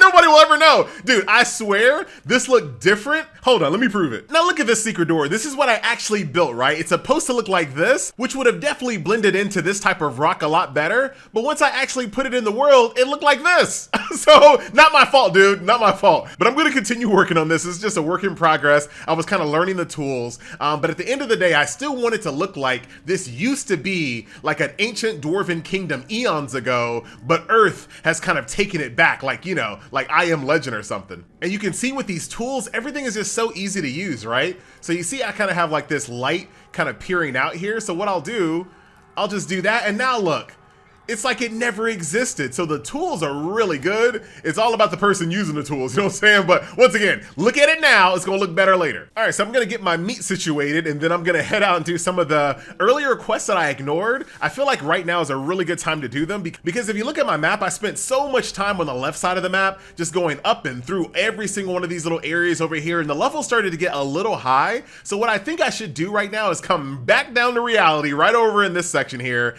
and clear out some of this section here because I think the levels are going to be really under me and I can just blow through it all. So first, what I assume to be a low level quest is called the Eternal Spell. I need to reach the buried tomb, which I think I'm already there. And this quest is all about getting some type of ammunition for staffs that's basically infinite instead of having to worry. Oh no, there's red. Instead of having to worry about ammunition. Okay, we're good. Oh, bruh. Don't do that. I got really lucky that I went off such a, ooh, hello. This looks like a pretty nice looking, no, it's not. So here we are inside the entrance to the buried tomb, and look at what I see right over here, baby. But dude, why does my secret door look nothing like this? Looks nothing like this whatsoever. Why waste my gamer mode when I can just walk this little tightrope right here on the edge, baby? And there's another, dude, they're so easy to spot. Oh, someone's already gotten this one. Thankfully, this place has an hourglass because I felt like I'm gonna be spending a lot of time down here, and I'm also like in the shroud as well. So it's not just getting outside of this tomb. I also have to get outside of the shroud if I start getting a little low on time. Oh, that was easy. Eternal Ice Bolt. So this is basically kind of like this here, this Ice Bolt with charges, but instead of having to worry about charges, it's eternal, and it's also better damage as well. This many hours into the game, I'm finally unlocking my second neutral fast travel point. This one here in Springlands was my first one, and then this one over here in the Low Meadows is the second. But they want to test my game. Oh, hold on. I never know which one of these I can shoot and which, oh, hold on, here's the button here. Yeah, sometimes I never know which one I can press and which one I can't, but this is like a super easy one. I'll just walk there all casually. Button pressed. I see they're whipping out all the greatest hits, right? So we got the spiky traps, we got the electro shot racetrack. I don't know what you want to call it. Now, for some reason, this spike trap isn't working, but I feel like it's trying to bait me into doing something. Hold on.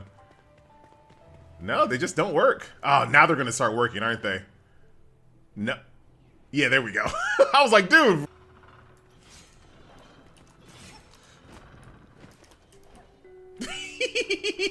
As long as you get it done, man, it doesn't matter how pretty it is. All right, so first things first, I need to kind of see where my end goal is. Like, I don't want to just start running in here all willy-nilly. Like, where do I, okay, I see like an outside. So that's where I'm headed. Ready? 3, 2, 1. Game. Okay, that wasn't the best strat. But we did. Wow. Oh, I should have gotten hit there. Actually, I still don't know where I'm going, really. Is this door open? Okay, it is. You got spike traps. You got the lightning racetrack. Now you got some lava, bruh. Everything in here. How did I still take damage? And now we have the Nathan Drake or the Laura Croft wall scaling. Dude, this is like the trifecta, or no, it's the quad ah, come on. We had the spiky traps, we had the lava, we had the lightning bolt racetrack, and now we have the wall scaling. So that is the quadfecta, which may or may not be a real word. Oh, this is my first time seeing one of these buttons on the ground this time. So you step on it. Oh, are we about to do some pushy blocks too? Dude, all the Laura Croftness is coming out. Okay, let's find something to hold that down. We got a grappling hook here. I don't really have enough stamina to be messing around with this. Let's just hurry up and get up there. Another button to press there, but still nothing heavy to weigh that other one down. I'm gonna press it one more time just to see. Hold on, what if I do this? Can I do one of these numbers? Oh, you don't. Yeah, there's no pushy blocks in this game apparently. Ah, just all that for a mana potion? And welcome to the very top of my Ubisoft radio tower. New fast travel unlocked. Making tons of progress, let's keep it going. So I'm gonna go ahead and make a waypoint towards this flame shrine. And then we're gonna check out the Vukai ceremony to see why that normally docile tribe of whatever creatures they are, why they're so aggressive as of late. But I'm pretty sure it has something to do with the shroud. I really just wanna try to make it to this ledge. That's perfect, perfect. Hello, friends. I'm just here to inquire on why you guys are so aggressive by killing you, apparently. I'll figure out what's wrong with these guys by slaughtering all of them. Oh, dude, are we about to get inside of a gladiator battle? Check this out. From time to time, they gather on this hillside and wage gladiator battles where the lone survivor is crowned what they've come to call the Brawler. These vicious hulking enemies have incredible fighting prowess and gather their strength from the stone pillar their kind worships. I actually worshipped one of those before. I didn't know exactly which god I was talking to, but he heard my prayers. If you're insane enough to go against one of these brawlers, I suggest you try one of the tusk buffs yourself. I will. Oh, I see him. Uh-oh. Dude, I am so ready. Oh, hold on. I got plenty of arrows. Oh, there's two, but I see the healer. So let's take the healer out first. Headshot. Headshot. See ya. Let's move, let's move. Let's see how much. Oh, dude, I do some. Oh, you have an infinite spawn of little shaman healers here.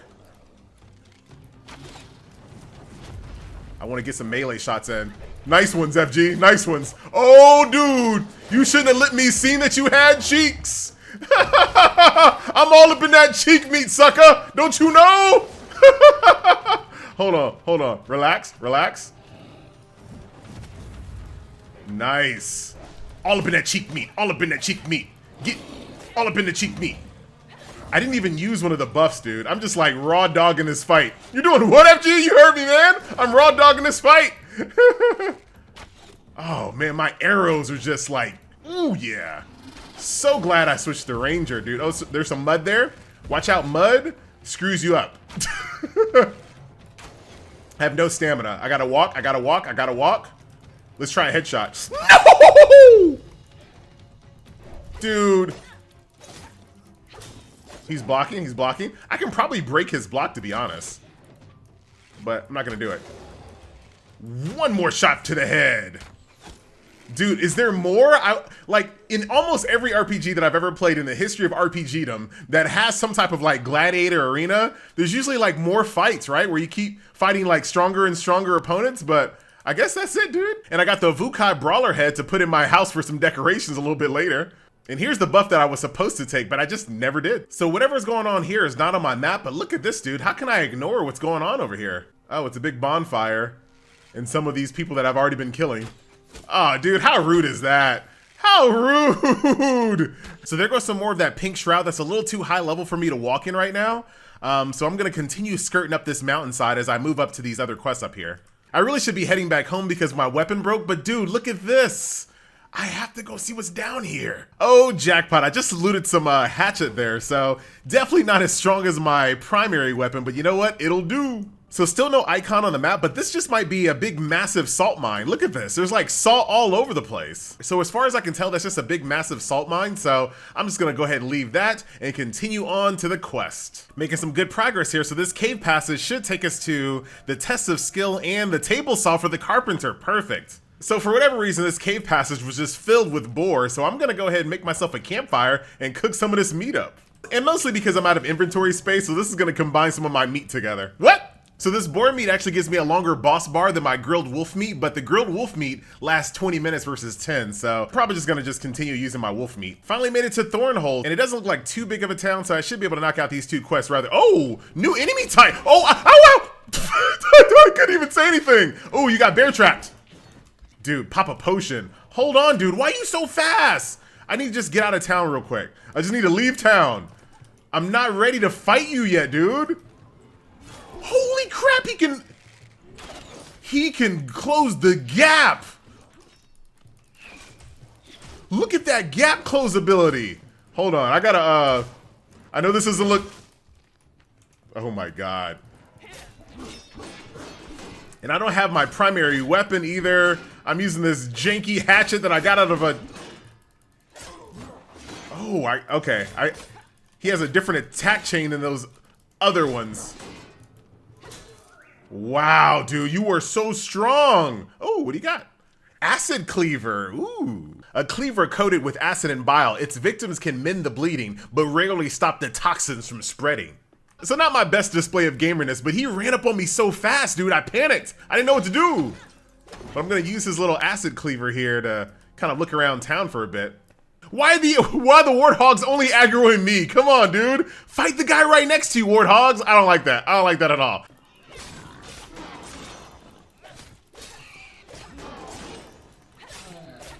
That actually worked out because he was still hitting the warthogs anyway. So even though they weren't aggroing him, he was still hitting them with the AoE attack. So that actually worked out pretty well. And I see one of you waiting for me at the gate.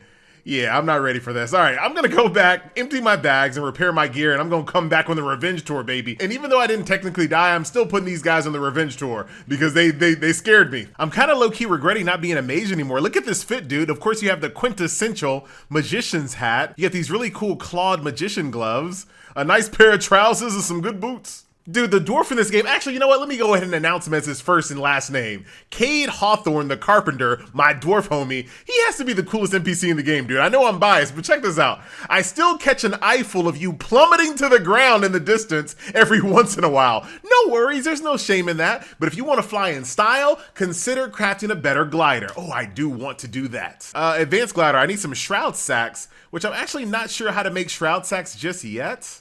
I finally fought my way through this camp. Oh my god, this new enemy type is no joke. But I do have my circular saw blade, and I do... Ooh. Keep on walking. Keep on... Oh, you walk too fast! No, I still got him. Oh, dude. I should just go back home. But I kind of... Oh, wood planks finally. Oh, look at the big boy. All right, we are going to go back. Oh, look at this. And the new enemy type, plus a boss. All right, we're out. Where's my grappling hook? What? No! I wasn't trying to loot!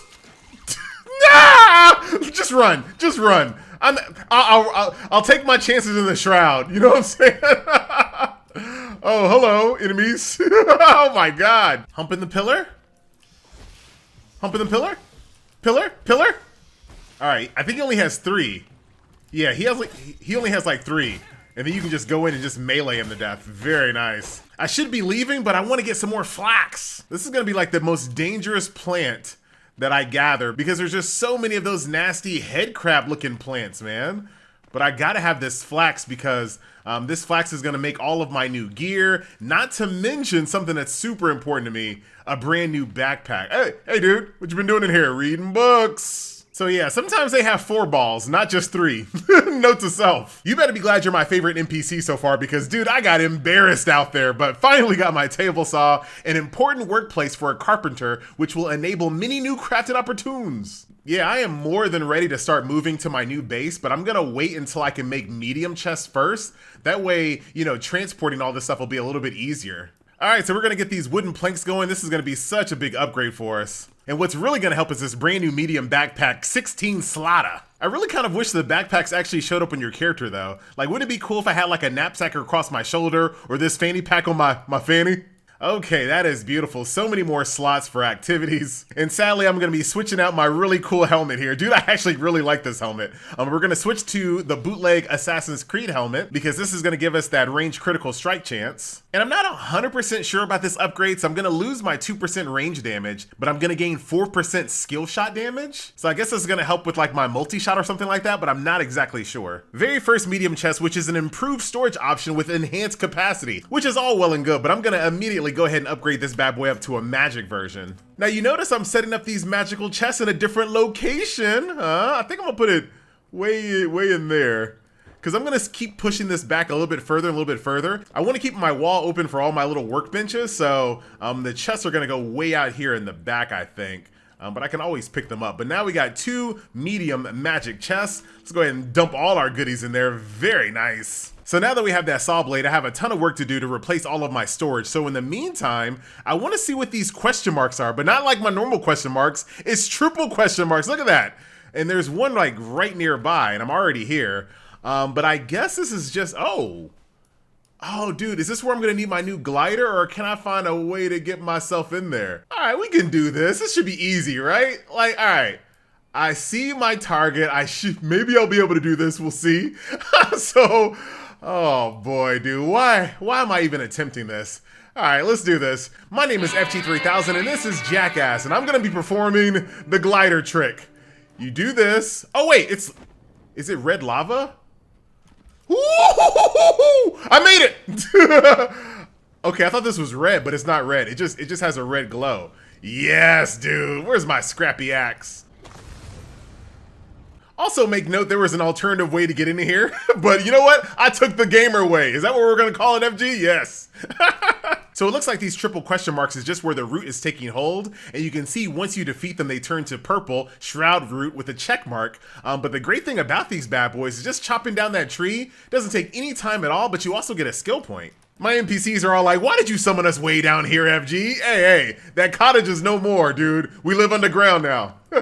All right, so real talk, it's a lot more crowded than I thought it was gonna be, so I'm gonna continue kind of pushing this ceiling back and try to go a little bit deeper and deeper in here. So right here is like the very edge of my base. You see that? But not a big deal because this base right here is like only level 2. I can still upgrade it and make the length even lengthier. Let me upgrade ya. So now we should be able to continue going deeper and deeper and deeper. So I'm gonna make this room like really long. Like this is basically my crafting room, right? So I don't like how jumbled up everyone is. So I'm gonna go ahead and fix this ASAP. Progress is already being made, and I think I actually want to go a little bit deeper as well. Dude, isn't my map starting to look like a Ubisoft game now? But luckily for me, I found all of these POI pretty interesting. Right now, I'm currently at this elixir well. I'm gonna go ahead and complete this, but really, I'm headed on down here to the southern caravan, but obviously I got distracted.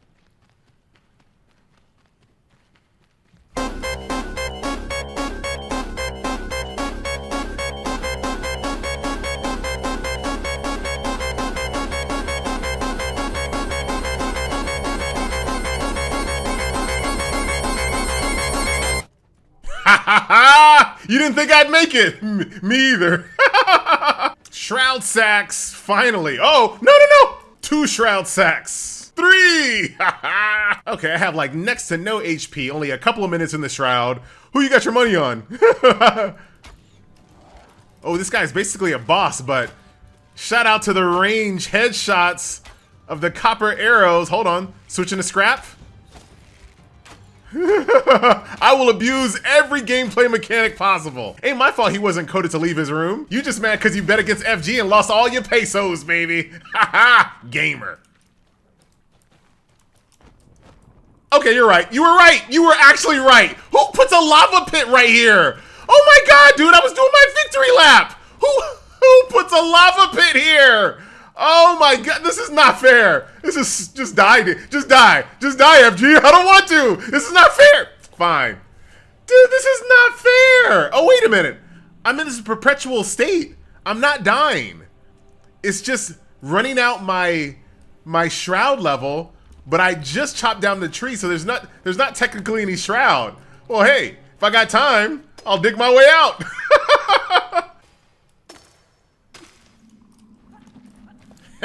I'm free. If you're wondering why I was so excited about finding loose sacks on the ground, here's why.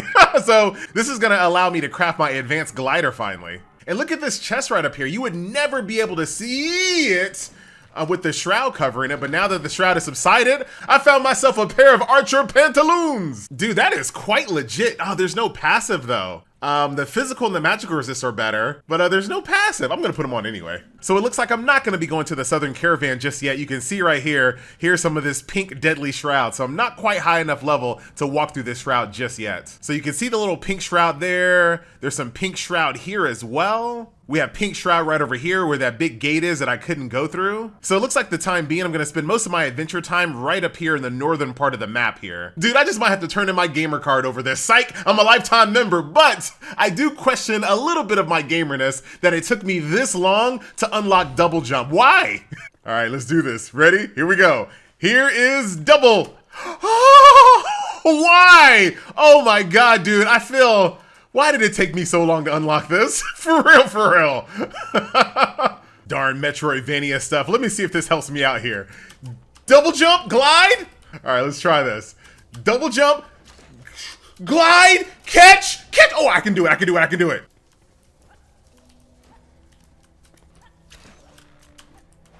Yes! Finally! Dude, I knew it was some Metroidvania stuff. Buttons pressed. All right, finally, one more button to press in this thing. Oh, wait a minute. Is that it right there? Yes! No. Yes! Okay, now all 3 buttons have been pressed. I think I just needed to repress them. Finally, dude!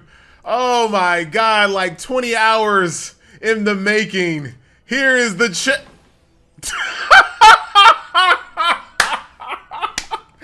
all that time, dude!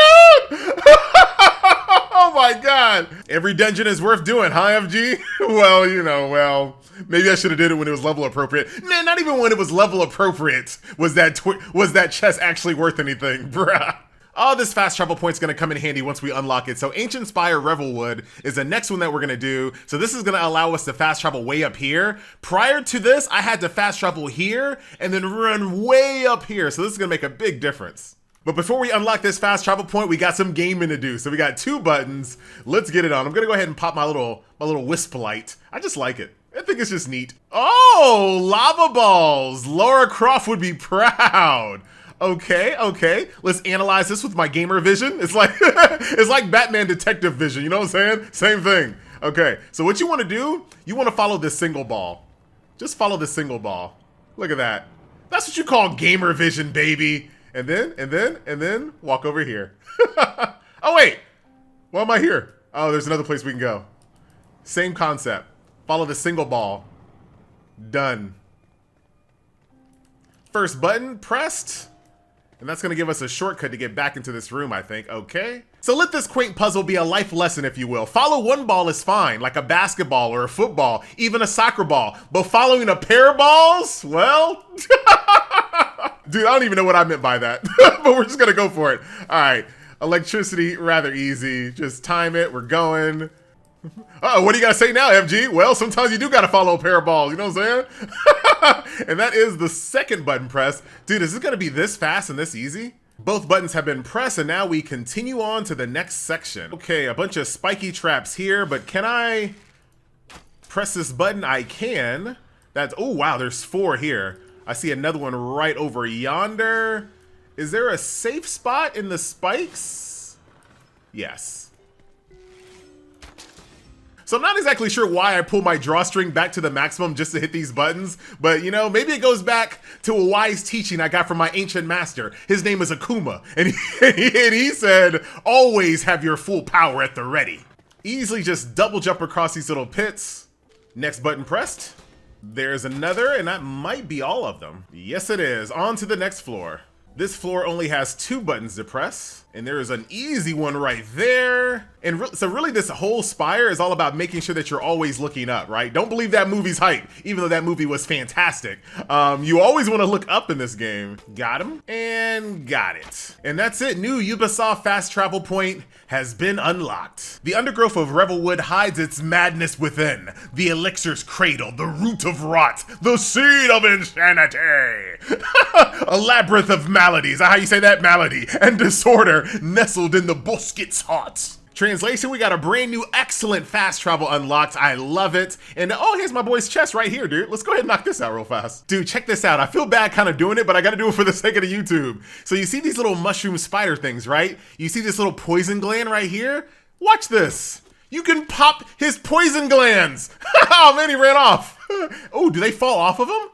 Oh, they fall off of him as well. Oh, dude, so you don't even have to kill him if you don't want to. You can be like, hey man, let me borrow a couple of those until I see you next week. So I'm just popping them off of them, and they're very skitterish, so they might just run away. I wonder, now that I have, okay, I was gonna say, now that I popped all of his poison glands off of his back, you would think we'd be friends now, man. Maybe, dude, I was just trying to pop those pimples off your back, man. Come on. People on TikTok do it all the time. Millions of views. All right, so I popped all of his pimples. Okay, he still pops in this final poison pus regardless. But that's kind of cool, right? Because once again, they are very skittish. When you shoot them, they run off so quick. But it's nice to know that you can just pick up their poison glands, which is all you want anyway. Well, some experience points, but lightning bats? Dude, I don't even recall fighting regular bats. Now we're fighting lightning bats? Nah, dude, I'm not even gonna let y'all get y'all's animation off. Let's see how you hit this one, FG. Hold on. You gotta leave the target. Hold on. Wait. Dude, this guy is, hold on. Oh my god, dude! No! Hold on. There we go.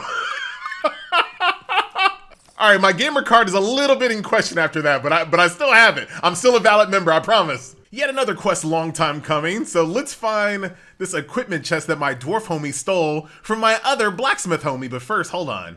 There's some pigs out here, dude. So I've walked around this camp a few times and I can't quite locate the equipment chest. But I think I'm just gonna start digging because this looks like, right? Like this looks wrong, doesn't it? Like it looks out of place. But that's the only, like I don't see the equipment chest anywhere. There's nothing outside, nothing in the camp. So let's try that. Look at, bruh. I think we found it. Let's see what we have here. Is it what I'm looking? Oh, it's not even what I'm looking for. Dude, I was doing a victory lap. But dude, archer helmet with 13% backstab damage? Dude, backstab in this game is actually quite legit. So when I first started playing the game, I didn't realize how useful backstabbing would be because I was like, dude, I'm not gonna be sneaking around the battlefield all day. But you can backstab for a while.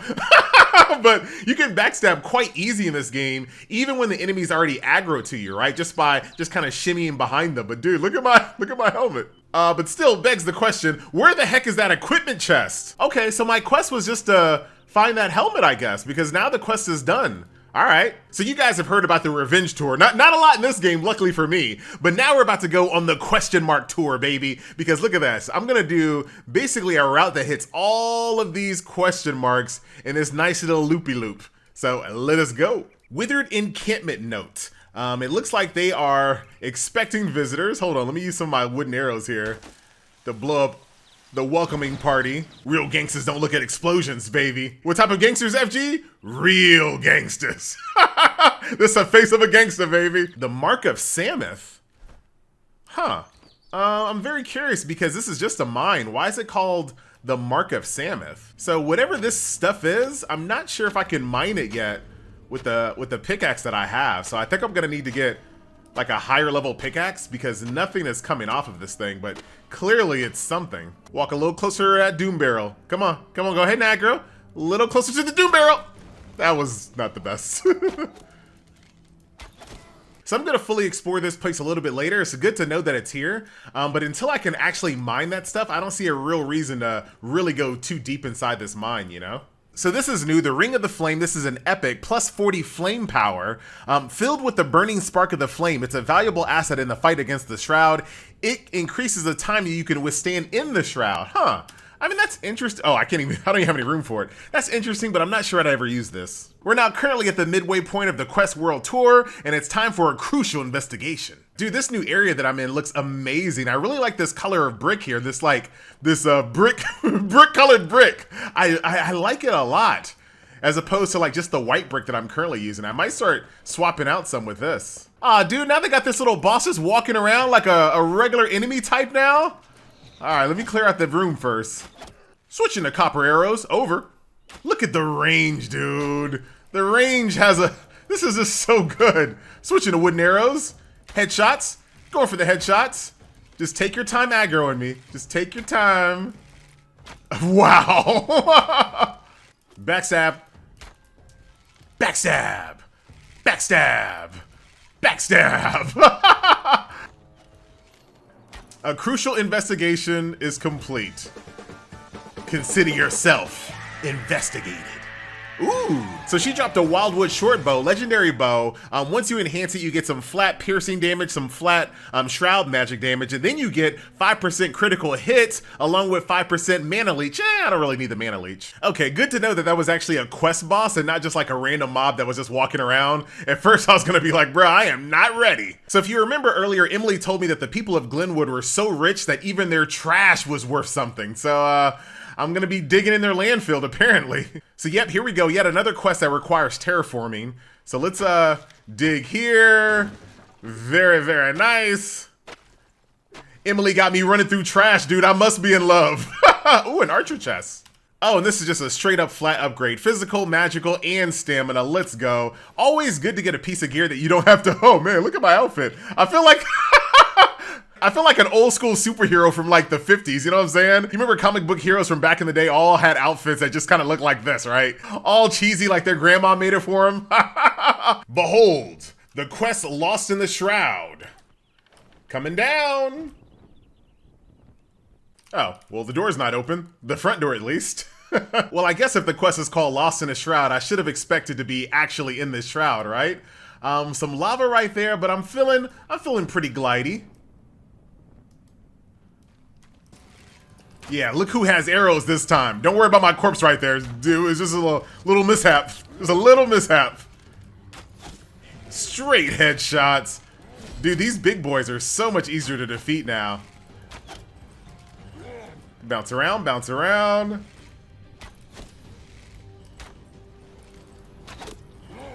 I'm out of stamina. Let me just kind of walk it off, walk it off.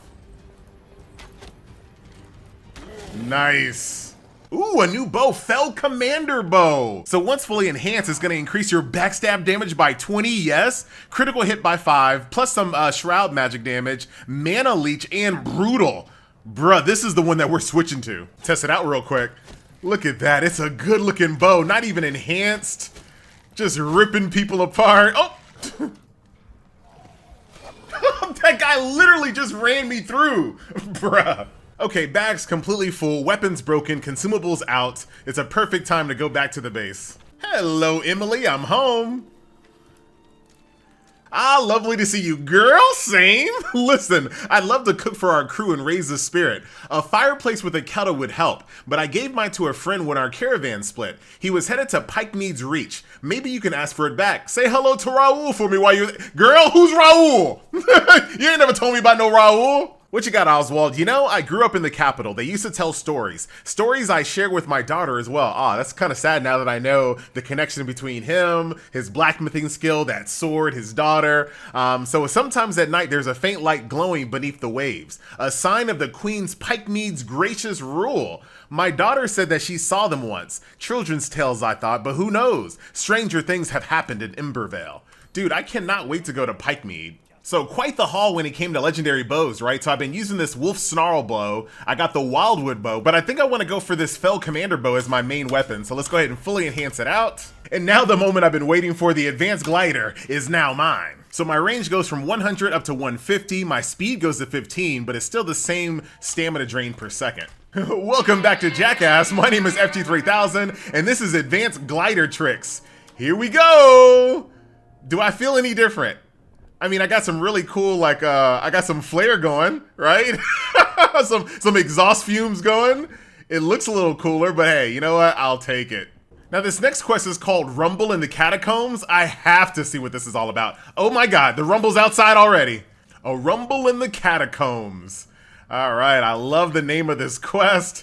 Let's check it out. And I haven't actually talked about this, but oh, come on. Well, this is a short-lived quest. Be right back. All right, back to what I was saying. So I haven't actually talked about this yet, but even these locations that are in the Shroud, you would think they would be a little bit more nerve-wracking with the time allotment, but I haven't felt that. So whether you think that's a good thing or a bad thing, that's really up to you. Me personally, I think it's actually a positive. The Shroud time is there in the back of your head, but it hasn't been to the point where it's like, you know, like in some games where you have like a set time limit and stuff like that, where they're like really stressful. It doesn't really feel like that here in Enshrouded. Like if I had to give you an analogy, right? Like in other games where you have like a timed quest, those timed quests feel like, I don't know, like you have a project due this afternoon, right? Like it's like, oh my God, my project's due. Here in Enshrouded, it's like, my project's due in 2 days. Like it's still around the corner. You still gotta be paying attention to the time, right? But it's in 2 days, dude, you got time.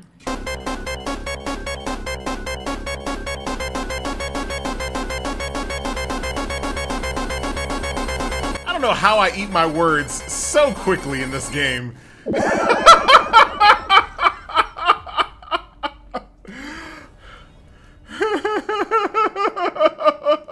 Apparently my project's due in 2 days. I thought I had 3 days.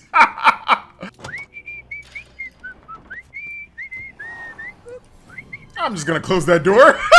Oh, no, I'm not ready. So this is yet another one of those quests. It's all about just me finding out how to create something new, right? So now I have this weathered stone block that actually looks pretty legit. But obviously as a gamer, there is more questing to be done. I'm back. Hey. Hey, buddy. Oh, don't come out this door. Yep, you're gonna come out the door. All right. I'm gonna fight you in this really enclosed place. Ooh, there was a doom barrel right there. Hold on, let's bob and weave a little bit better. Watch this. Run through him.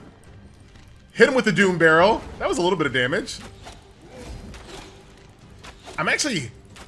This is an easier fight in a closed area like this, huh? Hit you with the backstab. Ooh, nice. And yeah, I know you got a friend still in here. I saw her floating around. Oh, there she is. Oh man, my arrows are targeting this little scrub here. Gotta go for that headshot. Hey buddy, I only have like a minute.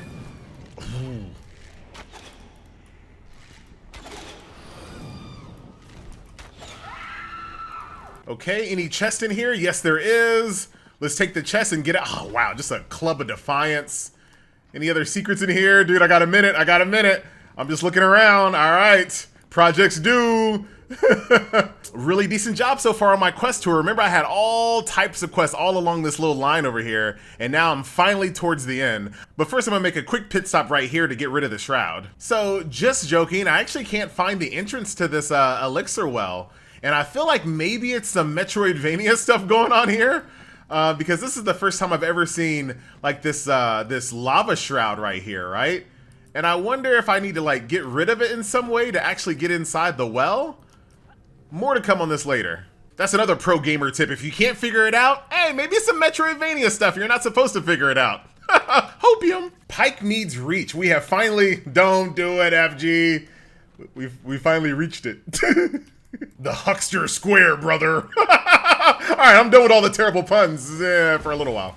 I have the high ground, my friends. Oh, so Pike Mead's actually really cool. I love the fact that it's half in the shroud and half not. But now it's time for me to purge the shroud. Pike Mead has now been purged of the shroud.